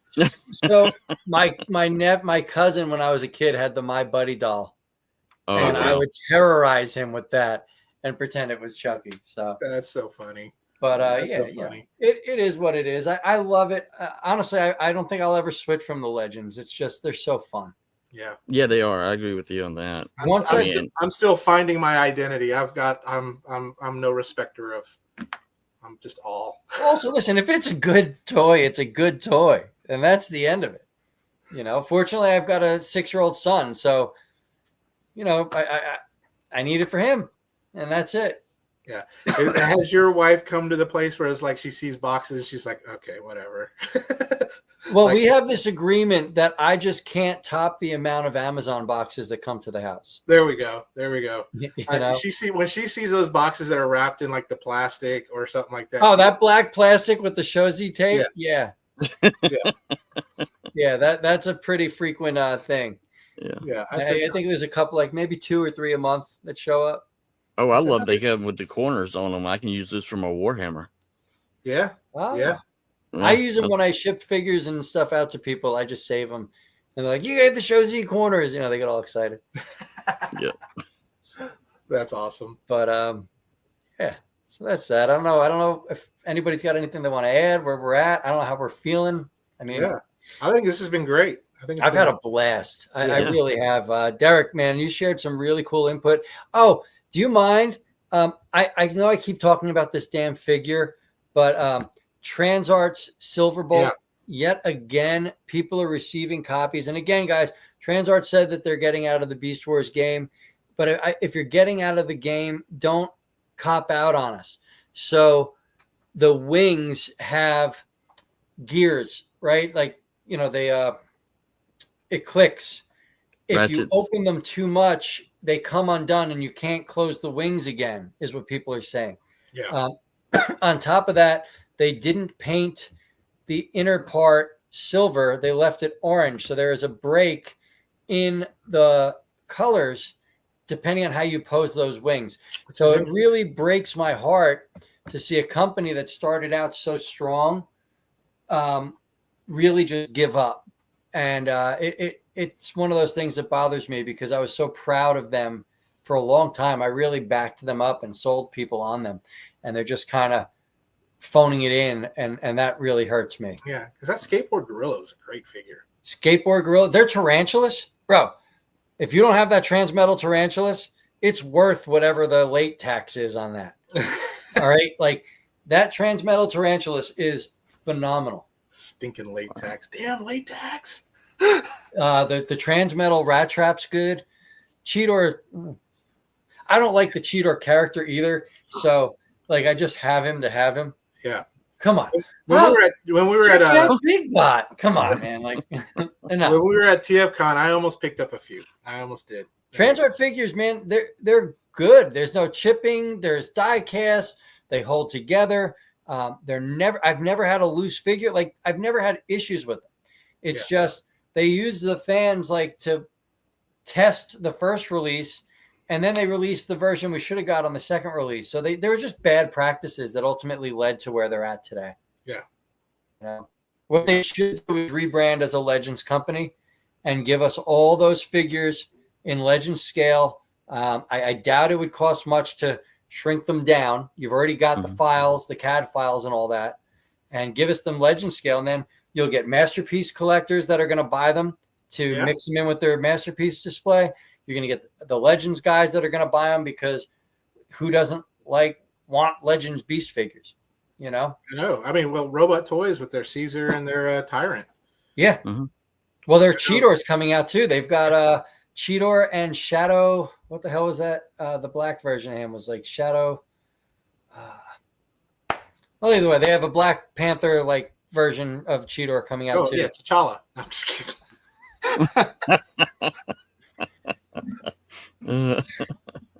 So no, and they're doing great, but they're just not releasing them quick enough for me. Yeah. And there's no like trickle down of what's to come. Like at least give me a preview as to, what are you doing? I do like the fact that Iron Factory is now samuraiing their Beast Wars. So you got the Optimus Prime. Optimus Primal. You also got Megatron. You also got Cheetor in that Samurai series that they're doing. Yeah, so that's this season of Fortnite. I'm good on that. Yeah.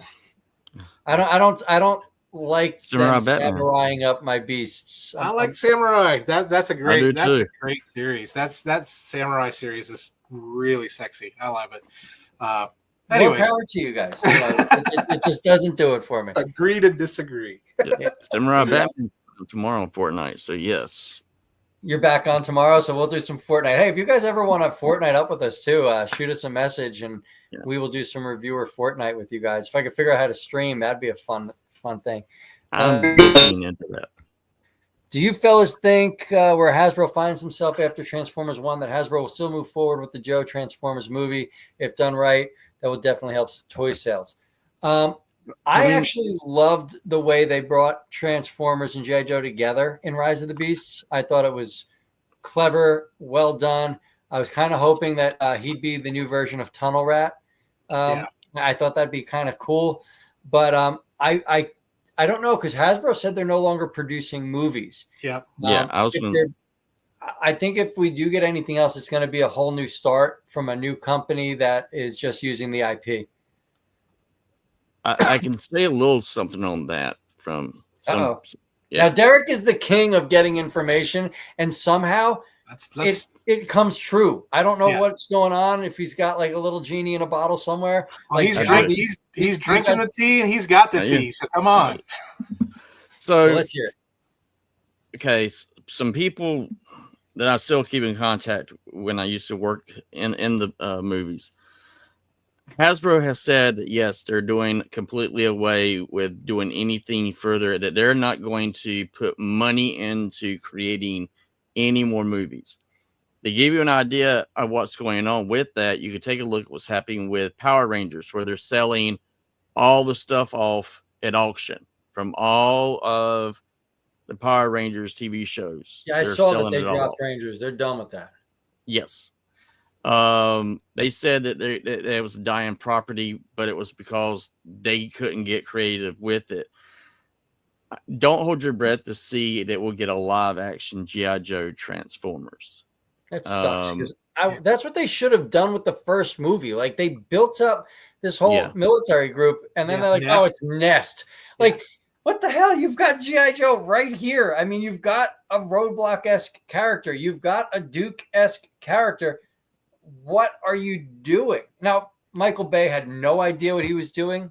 All right. He just did his own thing. Mm-hmm. But there was potential to make something as big as Star Wars. Oh, yeah. If they had done it right. And they didn't. All right. So, and I don't really blame Hasbro for it. They let these people get a little bit too much creative control. I think the closest we're going to get right now is just the stories we're getting in Skybound. Yeah. And you know what? That Duke comic, I was like, this is the G.I. Joe movie we should have gotten. Like, that it makes for such a good G.I. Joe story, a little bit of Transformers thrown in there. It's amazing. I thought same BTK. Look at that. That's why I like you. The other thing, though, is that we may be seeing a cartoon down the line. Animated movie. I'm sorry? G.I. Joe Transformers cartoon or just a cartoon? No, G.I. Joe Transformers. That is what is the next step. And that has a lot to do with what Skybound is doing and also trying to move it to a streaming service, whether it would be Amazon or Netflix.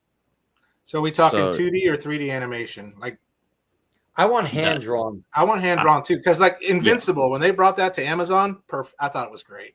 Yes, if it's done like Invincible, I think it will be absolutely perfect. It's just doing it that way is actually more expensive than doing it the way they did with Transformers 1. The animation for that's a lot cheaper. I was always model and you animate that model. It's done. Yeah, I mean, I was called a dinosaur when I worked because I did everything in pen and ink, and I still do.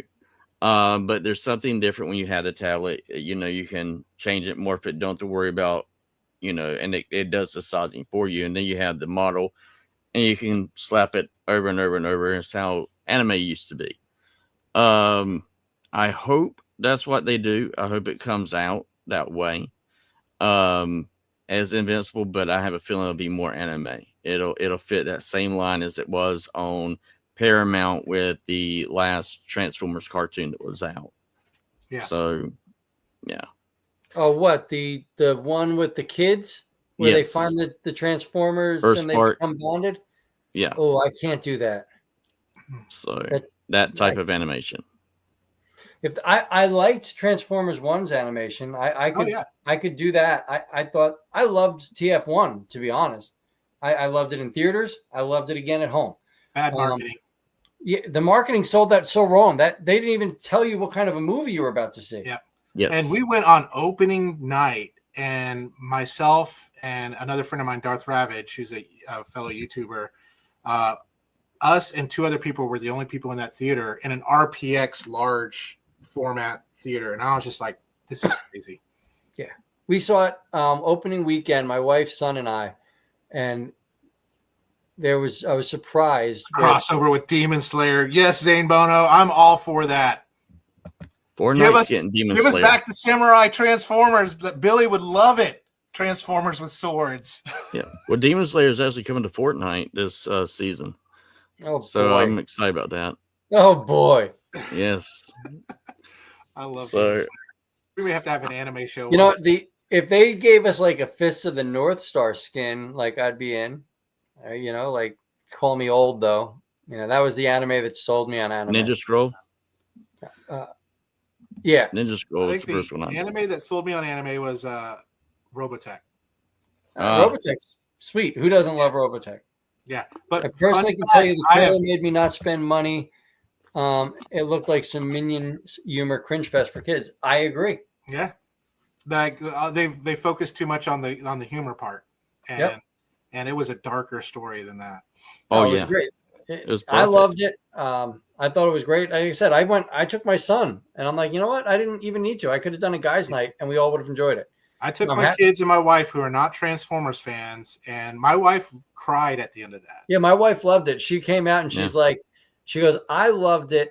I can't imagine what you were feeling, you know, because she knew I saw like every little Easter egg, and she caught a handful of them just from what we've watched together. And she's like, I can't imagine what that movie did for you. Yeah, she was just like, it was just, if there were no Transformers in it, it was a great movie. That's what Godzilla -1 is. Yeah. Sorry for changing the subject, but yeah. Yeah. You know. A Godzilla movie with, -1 is a fantastic trip down PTSD. Yeah. Does not need Godzilla in at all. Godzilla -1 reminded me of Jaws. Yes. Yeah. Jaws, you know, because the whole reason they couldn't have Jaws because they couldn't get the freaking shark to work. So that created more suspense. I'm in the minority, not a fan. I'm a bit of a G1 purist myself. It also rubs me the wrong way to not have Peter and Frank in it. I don't give a shit about celebrities. I love that. And that's where they went wrong. That right. That's why it didn't make money. Yes. If they had, you don't need Scarlett Johansson. You don't need Chris Hemsworth. You're not seeing them, and you're hearing the voice. You're not really, you know, you have no connection to that. That's the problem with animation today anyway. Disney, any of these people, you know, the magic of even like any movie for me, I'd rather see stuff with unknown people, unknown voices, where I can get sucked into that character as opposed to saying, this guy's getting paid to live. I don't need to, like, you don't need it. Like, so I get it. I get it. But I'm just saying the story, Travis, the story was beautiful for me. I would have loved to hear Peter. I would have loved to have heard Frank. Yes. You know, especially I would have loved to have heard a lot of the Gen 1 voice actors return to give them one last hurrah as a thank you for everything you've done for us, because we're losing these voice actors. You know, especially that scene with Starscream and Soundwave and all of them right there. It would have been Absolutely yeah. perfect. I would have liked to have seen my buddy Frank in as Starscream as opposed to Steve Buscemi. And I'm a big Steve fan, but I think Frank's taken the mantle very well with Corey Starscream. Burton. I mean, I'm sorry? said Corey Burton could have done that Shockwave. Yeah, in a heartbeat. Yeah. In a heartbeat. So, they definitely screwed up on their own. It's funny to hear you say that, Mr. Primer. I said the same thing in a TF group on Facebook, and instead of saying, "You're right, that's why it failed," they told me I was wrong and banned me. That wouldn't happen at the Underground. All is welcome here. All opinions are welcome. No, we thrive on opinions. Jimmy and I are really trying hard to make this a place where all of us can just be together as fans and talk. Yeah. If you don't like it, you don't like it. Yeah. God bless. They know I don't like this samurai tape. Freaking terrible. But it is what it is. Billy for Christmas. I'm gonna overnight it. Yeah. Return to sender. I know what I'm getting him. You'll see Return to Sender. I don't need anything. I've got everything a man could ask for. All right, I'm good. Food, friends, and family. That's it. I'm so happy. It's not even funny. And the icing on the cake are beautiful plastic crack that we call Transformers. Yes. Yeah. Amen to that. I think we're gonna call it. I mean, it's 11:20. We gave these people about 2 hours. I don't have much more to say. I would say tune into our next show. We're not going to be on live next Friday just because of the holidays.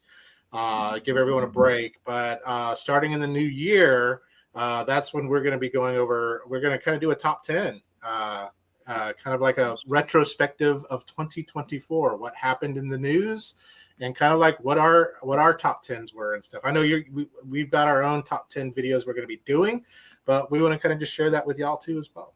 Yeah, absolutely. And I hope we can take that show to talk about what we look forward to in 2025 as well. Happy birthday, Travis. Happy early birthday. Travis, I'm not going to be around, but happy early birthday, my friend.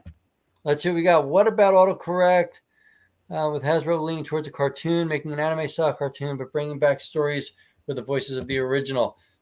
The problem is it depends on what studio they hire. Yes, that's what I was going to say. The Netflix studio is non-union, so they wouldn't hire the likes of Greg Berger and Michael Bell and all that. No, how do I remove comments? I would love the originals. Absolutely, I would too. Yeah, but that'd be awesome. Yeah, I mean, I just think they deserve a goodbye. Like they gave us so much. Yeah, and some of the old writers. Like I'd love for Larry DiTilio to do a couple episodes for us and things like that. So, and then the cool thing would be the animation would be consistent. And the only problem that you would have with that, and because I was unioned, but I also worked on non-union things, and you have to get your hours in to be able to keep your union when it comes to SAG. Yeah.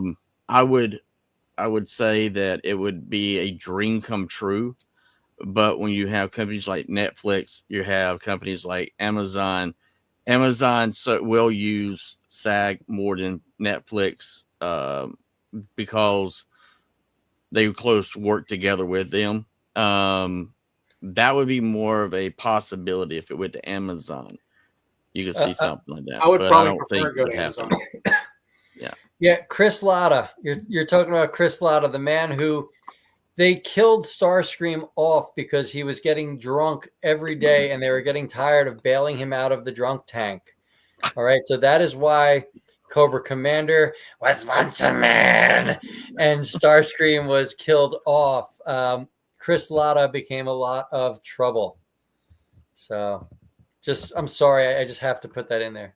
I would agree, Zambono. That's what the new exact original G1, but redoing it without the animation errors. Yeah. I don't agree there. I'm a Gen 1 guy, but those stories, nothing meshed together. I like a story that goes from beginning to end. Give me the characters, the designs, amen. But I would like something that is consistent with a ripe continuity. I'm sorry. Don't do it like War for Cybertron. I mean, parts of that was good, but...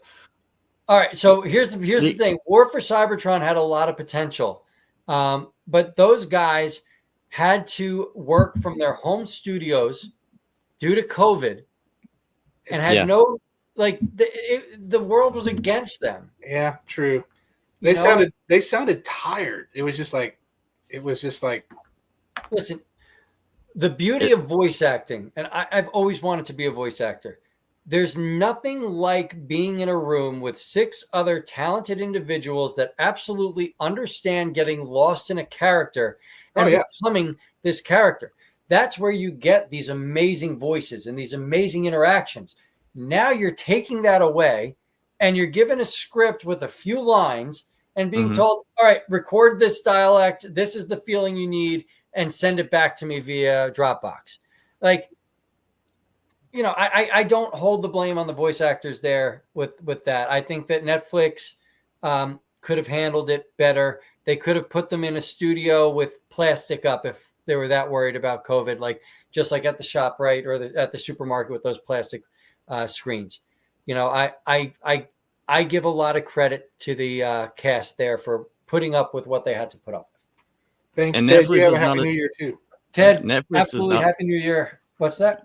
So Netflix is not an easy company to work for, especially since I worked on a movie for Netflix.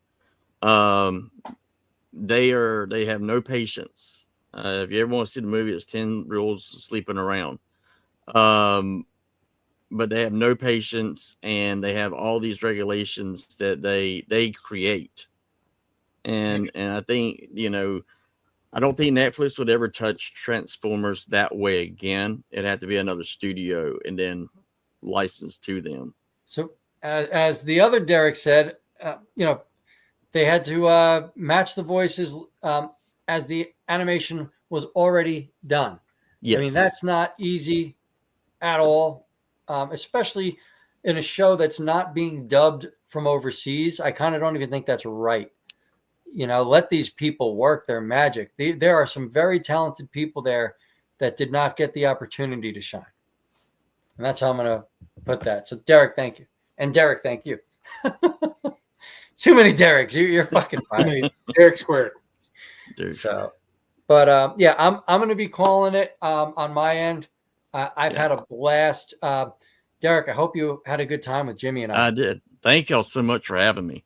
Hold on 1 second, real quick. I'm sorry, but if they're talking, I'm jumping in. Did you ever see the interview with Peter Cullen where they paid a kid to do an impression of him and animated that? And I did that. I saw that. I did not think that was right at all. Wrong. And I think that Peter deserved every bit of frustration. He absolutely, there was nothing unprofessional about him coming out and saying it. Yeah. Anyway, here you go, guys. I give you the floor. I was going to say thank y'all for having me. It was great to talk about things that I'm passionate about, love, and know that the community is so passionate about it too. Thank y'all for having me. I appreciate it a whole bunch. Autocorrect, for those that don't know you, where can they find you online? Well, now I'm starting back. I've had some health issues, and so I'm now getting back more onto my channel, Autocorrect Primer, which is on YouTube. And then I will be starting back up my my podcast very soon. So, yeah, that's where you can find me right now. Awesome. Or So Bitter Tea Media if you want to see my comic strips. Subscribe. Get everyone subscribe to Autocorrect. Let's give him a very good first show. Now we did, hold on 1 second. We did create an email, guys. I just got to look it up because I've got to make sure I give you the right one. It's called the Forge Live 2005 at gmail.com. All right. You guys can email us with suggestions for the show, topics, questions, or if you're a reviewer and you want to be featured on the show, you can come on here. We are currently only asking reviewers just because we want to help them grow. But I'm thinking maybe somewhere down the line we can have some regulars that can come on and just talk the gab with us live. But reach out to us again. That is the Forge Live 2005 at gmail.com. Thank you so much. We really had a great time. Jimmy, I'm going to let you close it out, buddy. Yeah, had an awesome time. Tune in next year when we come back together. I know that sounds so far away, but Really excited. Thank you again, Transformers Underground. If you're not a part of the Transformers Underground chat, I would encourage you to join that. Great community of folks. And thank you again, Tim, for allowing us this opportunity to kind of be together on this. And, you all have a great night. I mean, hopefully you can sense the passion. I love the passion that you have, autocorrect. I love Billy's always got passion. He's got more passion out the wazoo. And so that's he's the El Passion. But thank you so much, everyone. And if you're not subscribed to Billy the Kid, I love your new logo, Billy the Kid's Toy Reviews. My wife made that logo up, man. My wife, man, she's the best. Is that new permanent, or is it a stopgap, or is it? I'm thinking that's it, man. I think that's where we're going. I think that's where, unless I get like a cease and desist or something, that's where I'm going. Great.